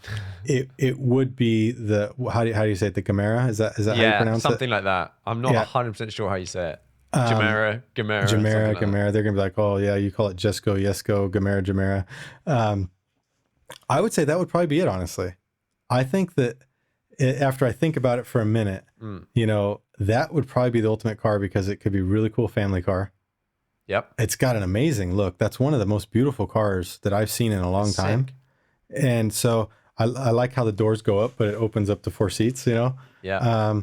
So I would say probably, I don't research it a lot. I don't do a lot of internet daydreaming. I haven't even followed the hashtag Gemera on Instagram yet, but I think that's probably, I would have to say what I think is one of the hottest cars out or coming. I think it's gonna be a phenomenal car. Yeah. When that was launched, whenever that was, not Geneva last year, that it stood out for me head and shoulders above anything of that sort of category that anyone has brought out in a while. Like, the Jesko's mad and really cool, but it's kind of similar to the stuff that's comes before. Whereas that car, the Chimera, this is new. Just, and the tech in it, the way they've done it, the new engine, like all the stuff. It's like 1,000 kilometer range. You're like, what the hell? I think that's probably answers the question the best I can. I think it's an amazing car. I think it's got a look, a feel to it. It's going to be a car that makes a statement, and I think I actually give them a lot of credit for building that car. Totally. That's a car that could have completely flopped, but they went for it. And I think you've got a lot of people that would want it. And if I tend to not buy cars in that range, because I tend to want to use my cars. I tend to want to take them 90,000 kilometers in 2 years and, drive them on the 1,000 laps on the Nurburgring and everything like that. So that's what kept me away from the Senna. That's what's kept me away from a lot of different things. But that's the one car that I've had, okay, should I just do it? Because it's really damn cool. It is. I can't wait for the first time I see one. hopefully driving down a street or something, just be like, wow. Yeah, cool. Well, thanks very much for coming on the podcast. It's We've been an clocked a absolute. solid amount of time. How long? Too much? Well, I think we're clocking up to about 3 hours. Oh my goodness! Wow. From me starting the recording to now. So we had a little bit of a break in the middle. If anybody made it this far, we got to give them. They're tier 1, right? Yeah, for sure. Well, thank you very much for having me. I really appreciate it. It's been great. Definitely look to round 2 since we ran out of time today. For sure. Exactly. Everything's expiring. Right on, man. Well, thank you again. I really appreciate it. And I hope that your audience enjoyed a little bit of our rambling. Huh? I think they will. They will.